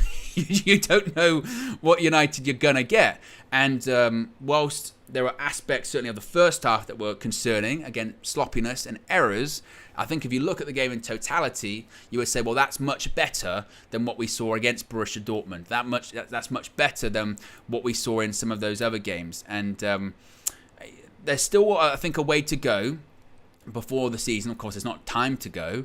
And I think that the concern again would be if you play like you did in the first half in terms of being a bit sloppy against the top quality teams, you'll get absolutely punished for it. We got punished for it anyway, but you'll really get punished for it. You could argue though that, my goodness me, the goal they scored is from the centre circle. That's not going to happen in every game. And apart from that, did Andre Onana have to make any real big saves that you would go, man, that's an unbelievable save? Makes one at the end from a deflection. The other one was from Casemiro, where he kind of just the ball was sort of stabbed at him and it was quite comfortable for him. So an argument certainly could be made that actually, look at the game as a whole, we've scored 3 good goals. Certainly one was fortuitous. The other 2 were really good goals. And apart from that, did we concede massive chances? Not really. So there is room for positivity again. Not there just yet, but the second half, much better. Much better. And I think you'll get that from us at home this season, won't you, really? I mean, you've seen how we've played at Old Trafford. We turned it into a fortress last year. We beat pretty much every big team that came there, and our home record was fantastic. We've also got to do it away from home, which again is a challenge for us this season. In terms of standout players and man of the match, I mean, let me know in the chat who your man of the match was, because it was basically the same 11 that played the majority of the game, only a couple of substitutions. I think Bruno Fernandes in the first half was excellent. I really did, and I thought he was unfortunate not to get assists. For Alejandro Garnacho, looked really lively and really sharp, and I think his end product is getting better. And I don't just mean in terms of scoring goals and shots. I mean the right pass, because sometimes that's the thing that goes through this whole United team is who is capable of playing the right pass at the right time. And Garnacho, for instance, for the second goal, plays the right pass, and he should have had an assist also for the Mason Mount opportunity in the first half. He played the right pass at that period of time. So I think Garnacho is a strong contender for man of the match. Would I give it to anyone else? I mean, there would be an argument of Anthony, because second half he played much better. And again, it's showing what he's capable of. In getting his pass for the Rashford goal is brilliant. That is a real top quality pass. And his adjustment for the finish, I think, is really good as well. Let me put a poll in the chat, actually, whilst I'll stay live for about 5 more minutes. I'll put a poll in the chat. Here we go. I've got to close this back in because I'm going to do multiple people. So, who was man of the match? I'm going to put I'll put Bruno. I'll put Garnacho. I'll put Anthony. And who else would I put in there? Maybe Casemiro. I'll put Casemiro. I can only put 4 options in because that's what I'm limited to. But I'll put Bruno, Garnacho, Anthony, Casemiro. There you go. Polls in the chat. You can vote on it for about 5 minutes or so, and then that's the UV community's man of the match. That's by the majority of votes. Yeah. I'd probably, if I was voting in that, I'd probably give it to Garnacho but I think there's fair arguments for at least Bruno, Anthony. Casemiro, I think, played well. Maybe not the best player on the pitch, but I think he did do well. But I think there's fair arguments for all of them. So certainly those ones. And I think maybe what just shades it for Bruno and Garnacho, as opposed to Anthony, is that they did it across the first half too, which Anthony definitely obviously came to life massively in the second half because he got his goal, he got an assist. But in the first half, Bruno and Garnacho were really strong anyway, actually. Like I said, Garnacho should have had an assist. Bruno was putting chances all over the place with people, making really good passes. Actually, the link-up play between those two was, I thought, really promising. So, again, certainly positives. So a couple of negatives, but that's also what pre-season's about. It's important, as I mentioned, to build a bit of momentum. And I'm confident heading into the season, in particular for that first game against Wolves, again, because it's at home and because, well, Wolves aren't the best opponent because they've had a bit of a bad summer. I'm not too concerned about that. It's just, again, it's those away games. I worry about the consistency that maybe we don't have in terms of performance across 90 minutes for those games away from home. But also it's about building up momentum. And Rasmus Hojlund, whilst he might not play a part in that Wolves game, again, if you are just joining us, indeed Rasmus Hojlund is officially a Manchester United player. It was announced today. Unfortunately, he's got an injury, which they say isn't too serious. He is training, but he's a couple of weeks behind, meaning definitely not going to play tomorrow. As far as the Wolves game, I guess touch and go. We'll have to wait until Ten Hag says anything about that. It might be a case if he makes his debut at one of those, maybe Spurs away. Maybe that'll be the one that he makes his debut at. I hope he would get minutes against Wolves. I would hope so. But again, it depends on his recovery and again how serious the injury is. So looks like we're going to be going into the season still without a recognised striker up front, because Anthony Martial has played 0 minutes in pre-season unless he plays tomorrow. That's his last chance, but he wasn't even in the squad today, which I think it says a lot about his recovery and just about his situation right now. He got injured on the final Premier League game of last season, and he's yet to play a minute since then. We are nearly at the beginning of the next Premier League season, and he still has not played a minute. That is nuts. I don't even know if there's a realistic chance of him playing 90 minutes again this season. That might be a bold statement. You can say, oh, and you don't know that. Look at the evidence. Look at the evidence. I mean, if I asked you now in the chat, will Anthony Martial play 90 minutes for Manchester United this season? Will he start a game and finish a game for Manchester United? Do you think that will happen? Let me know in the chat. Because right now, I would say I don't see it happening. I genuinely don't. Which, again, is nuts. That is so wild. Lots of people saying no. Yeah, I know, I agree. I really do. And that's why I found when... you remember we played Bournemouth away?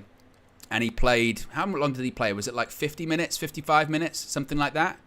And he got taken off by Ten Hag. And he had this look on his face as if to say to Ten Hag, why'd you take me off? Mate, I mean, why? Because you can't play 90 minutes. You can't. So, it's wild. Some people... Curtis says yes. Redline says yes. I don't know. I really don't. Unless they have just taken it to the point where they're saying, look, we have a striker now in Rasmus Hojlund. We are not... I mean, the last couple of times they've brought him back, they haven't rushed Martial. Genuinely, they haven't. So I think maybe this time is if they say, look, we are literally, until you can play like behind closed doors, you can play 90 minutes a couple of times, or you can play 90 minutes for like the under 23s. We're not playing you in the Premier League until you can prove to do that, you know. Choco Page says, why even talk about Martial? He's literally not choosing to be hurt. Well, you talk about Martial because you go into the season without a striker, even though we've signed one, and that's the point. Is because you've got someone that we're still light in that position because you've got someone there that you can't rely on. And my point was that we've gone into a season without a striker because we've signed one in Hojlund, but he might not be ready because he's picked up a small knock. And that shouldn't be a problem at other clubs because they would say, oh, we've got other strikers at the club that are available. We don't, you know. That's why you talk about it, because it's frustrating. In terms of man of the match, we've got a minute left on the poll, but it looks like there is going to be a majority vote winner here. Bruno Fernandes currently at 20% of the vote. Well, actually, let's do it from last to first. So the four options were Casemiro, Anthony, Garnacho, and Bruno. Coming in at fourth with 9% of the vote is Casemiro for man of the match. Coming in next is Anthony with 14%. Coming in second is Bruno Fernandes. But the majority winner of the man of the match, according to you, the UV community, is Alejandro Garnacho with 57%. And I would probably agree with that. I think Garnacho, again, had a really positive game across both halves, which I think is certainly important too. Let me just double check. I'm all caught up when it comes to super chats and things of that nature. I think I am. Indeed, I am. But there you go, guys. As I mentioned, stay tuned because more content is on the horizon. We're going to have fan views from Flex and KG at Old Trafford, as well as, I would assume, other fans too. Be sure to subscribe, bottom right-hand corner. Remember, also going to be live tomorrow for the next pre-season friendly game, the final one, which is in Dublin against Bilbao. Obviously, Flex and KG are going to be there too. And I'm going to be here in the Asylum, so be sure to join me then. It's a 4 o'clock kickoff, so I'll be live at 3:30 to join you there. But there you go, guys. Another pre-season friend in the books. Be sure to smash a like on the like button. Be sure to subscribe, bottom right-hand corner. Join me for SummerSlam later on. I'm out of it. Peace.